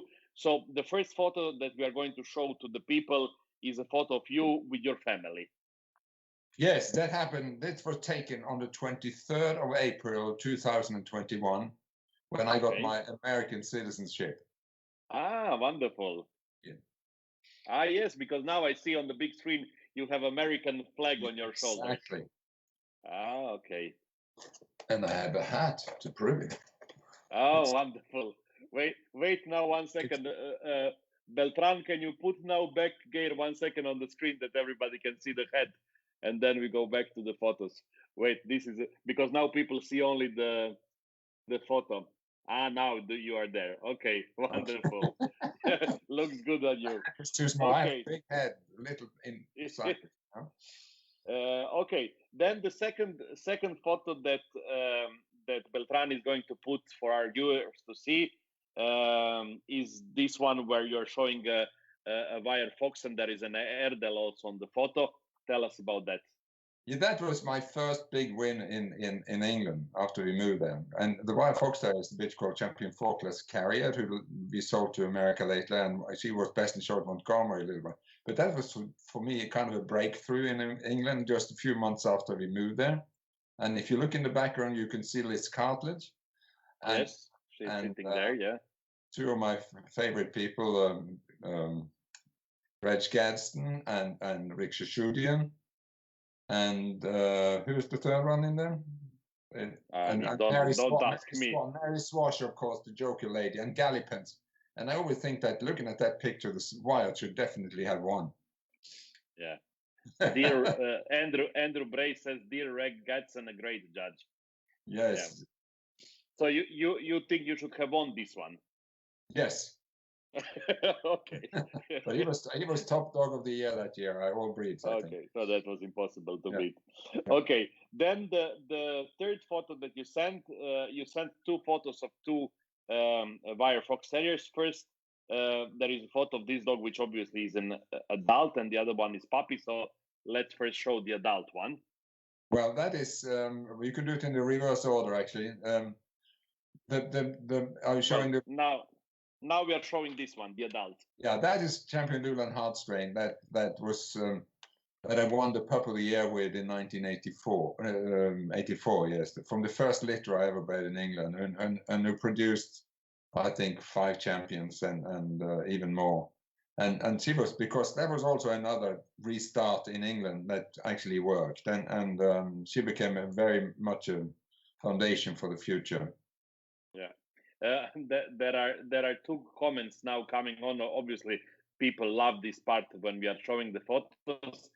One is from Frank Berry saying, "Fantastic interview. Great to see someone who has achieved so much, still so humble. We could all learn from him." But then there is another comment which I find very interesting. It's from Kari Have saying, "Well, I was able to beat your Lockden Bilbo partly because you taught me how to groom Geir." That's very kind. She is a fantastic leader, actually, by the way. Yeah. Okay, and then the next photo is a puppy wire fox. Yeah, and that is probably the most interesting one, because that was the first time I was able to breed when I created the dog and the bitch that I bred to fit each other.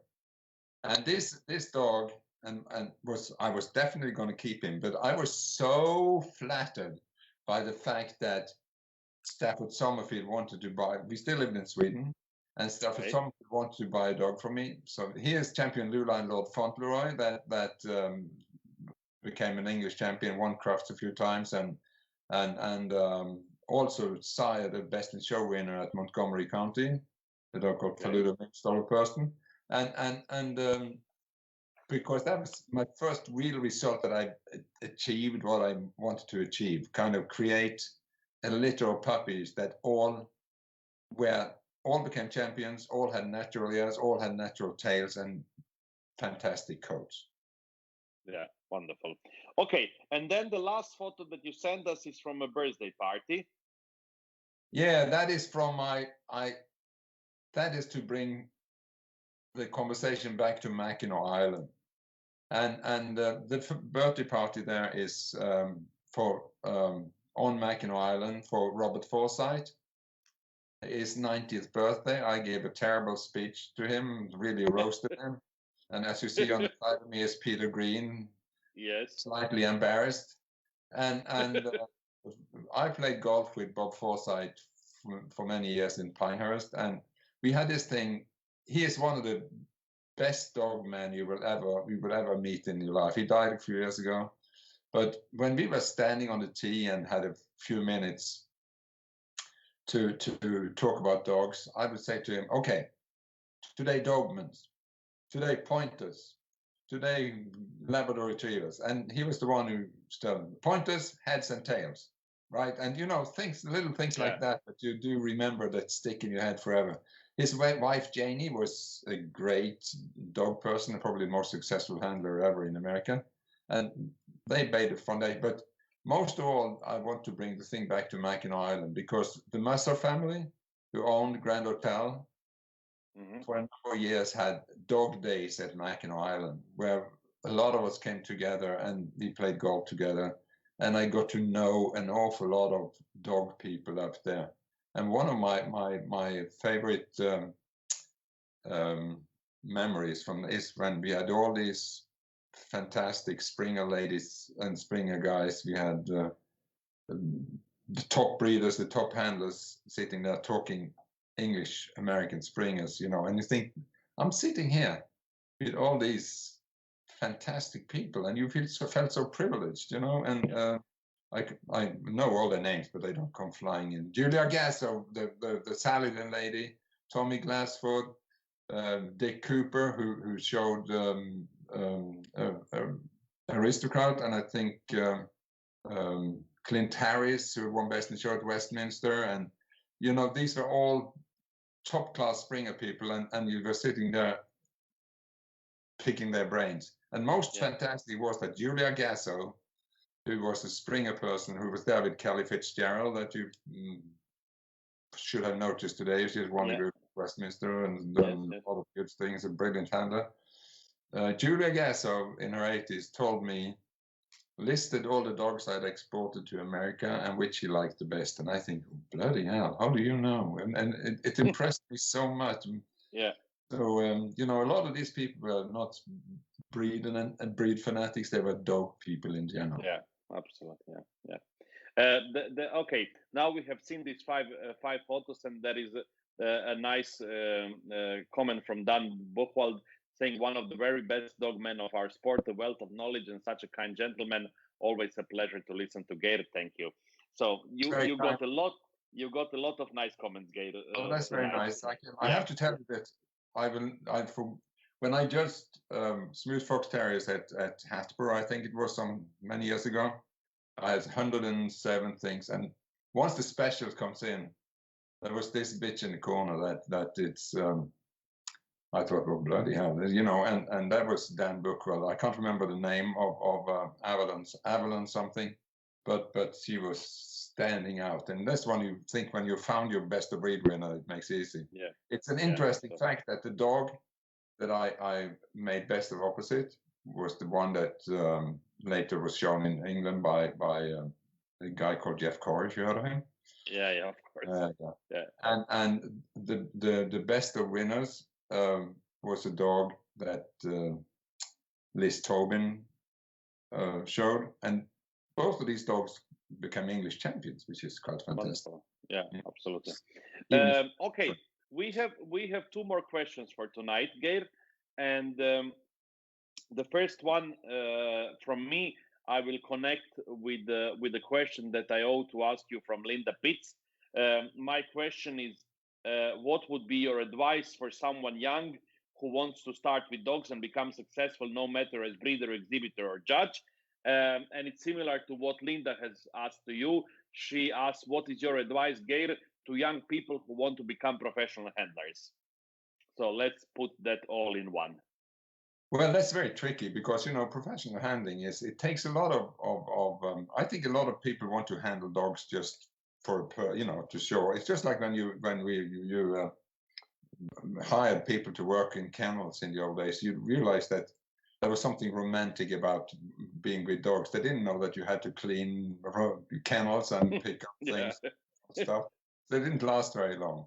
But going back to some of the people that are, a lot of the people that are still in handlers today, learned from the toughest taskmaster there ever was in America, Bob and Jane Forsyth. You know, if you worked for Bob and Jane Forsyth and stayed in that professional, you were bloody dedicated, I can tell you that. Yeah.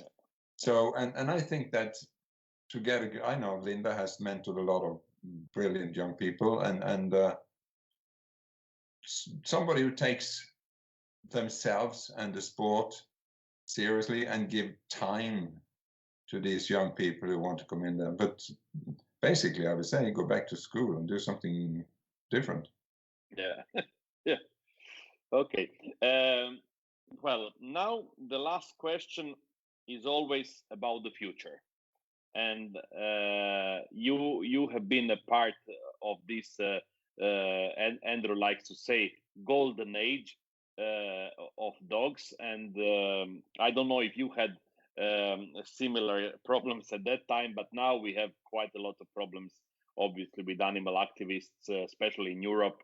You know, they are going against almost everything that we do, against collars, against grooming, against everything. What do you think? What is the future of the sport? What is going to happen in the next 10 years? I seriously think that the authorities that should take care of this and should be more engaged in this, the Kennel Club, the American Kennel Club. I think some of the European kennel clubs are much more active when it comes to taking a side, and it annoys me so much in this country right now that on more or less every day you have somebody telling about, oh, we just rescued a puppy, or we just rescued this. They don't realize that rescue dogs are being produced to be rescue dogs today, for instance. Yeah. And it's a big business. It is a big business, yes. And people are exposed, are victims of fraud, but nobody is coming out from the American Kennel Club or the English Kennel Club as far as telling people that this is what is happening. And they are also not focusing on the fact that if they buy a pedigree dog, in most cases, there are generations and generations of work to improve health and soundness that you don't get if you mix together a poodle with a Labrador from strains that have nothing to do with anything healthy. And if I tell a little story, when I first moved to North Carolina, I had this lady who walked this 12-year-old Labrador and in our neighborhood, and I talked to her, and then all of a sudden she turns up with a Labradoodle. And I said to her, oh, the other dog had some kidney failure or something, 13 and a half years old, and he was blind. Yeah. And he became blind when he was 13. So her vet had recommended her to get a non-pedigree dog because they were healthier. Then a little while later, she came with a miniature version of this thing. And a little while later, she came only with a little version of this thing because the big version of the thing had become blind at 2.5 years old. And the next time I met her, she came alone because she couldn't walk the little Labradoodle because it was totally crazy. So they kept it in a room above the garage.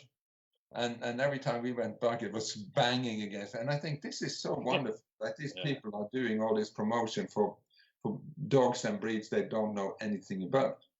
So, and I can tell that when we moved from Sweden to England, one of the, even if Sweden is moderate in so many ways when it comes to rules and regulations, one of the wonderful things was we had the feeling of freedom. We could, when we come to England, we could still do what we wanted. We could breed what we want, father to daughter or daughter to son or whatever we like to do. And of course, all that has been tightened up right now. But I think all breeds were created by freedom or in freedom, with freedom. And I think, I don't know what to do, but I think that somebody has to take care of this, and nobody seems to do.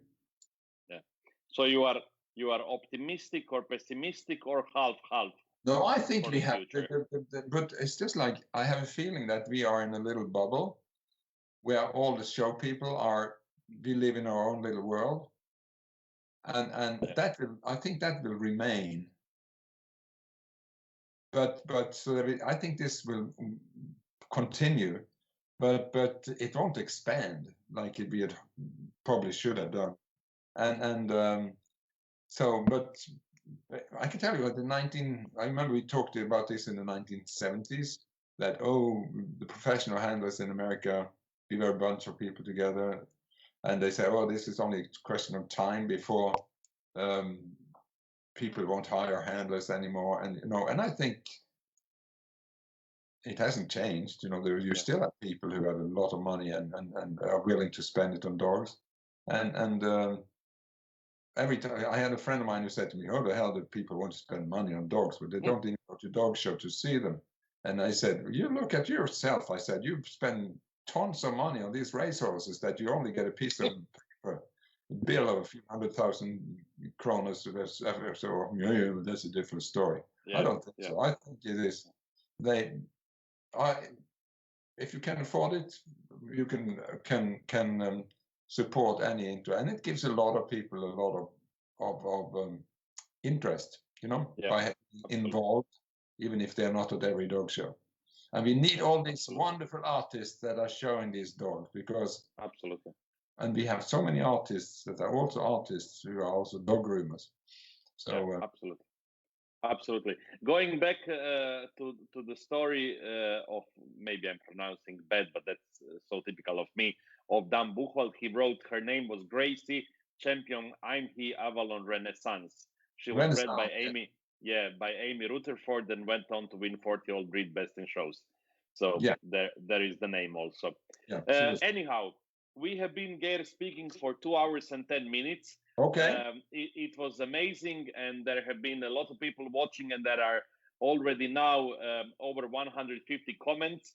So I hope that tomorrow or the day after, when you have a little bit of time, you can look the interview and read all the nice comments that are here, because I didn't manage, obviously, to read them all.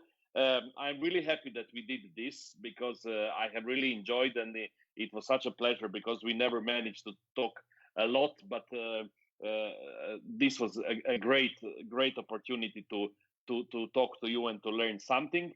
As I said, on the next Saturday, I'm having this very special anniversary show, which is going to start 1 hour later than normally we start. And then next Wednesday, I'm bringing another Scandinavian, and that's Charlotte Sandell from the famous Haffish Poodles. So I'm sure that will be also very interesting. The last words of tonight, as usual, I'm leaving to you, Geir, to say something to all the people who were watching and all the people that are going to watch this interview later on. Well, first of all, I thank you for this chance to talk to you and hear all my crazy views. But I think that if this sport is going to survive, we all have to do something to promote purebred dogs, and that's the most important section or part of the future. And I have now lived in Cleveland, Ohio for a little while, and I dogs in parks and stuff where I see, and you hardly see a purebred dog anymore. They are all rescues, and they're all. If I can think back when I was living in my hometown Bergen in Norway, there were English setters, there were boxers, there were Rottweilers, there were Dobermans, there were terriers, and they were all pedigree dogs. And I think we have to get back to that, where we realize that all the effort that has gone in from breeders all over the world to create dogs, not only beautiful, but also healthy, has to be appreciated. And to be appreciated, people have to know about it. Yeah, absolutely. Absolutely. I agree with you. Anyhow, as usual, when we come to the end, a lot of people are writing nice things, and I'm sure there are many more going to come. Patricia Nemirovsky de Alcina is saying, absolutely wonderful interview. Thanks, both of you, gentlemen. Frank Kane is saying, a man of substance, knowledge, and experience and modesty. Patricia Sutton saying, really enjoyed your interview, Geir. So much sense spoken. Mark is saying, great night, Ante and Geir, thank you so much. Sari Palmi is saying, thank you for the great evening, so much knowledge and history to listen. It was enjoyable interview. Kari Have saying, a brilliant mind, thanks, Geir. So a lot of people are now leaving wonderful comments, and I hope you are going to see them all later on. Once again, thank you so much for being my guest, and I really hope soon we can meet somewhere in live and talk dogs a little bit more. I hope so too. Thank you everybody for watching, and see you on Saturday, 9 p.m. Croatian time. A lot of great things coming there, so I hope you are going to watch. Bye bye. Good night, everybody. Bye-bye. Thank you all very much. Thank you for listening. Thank you.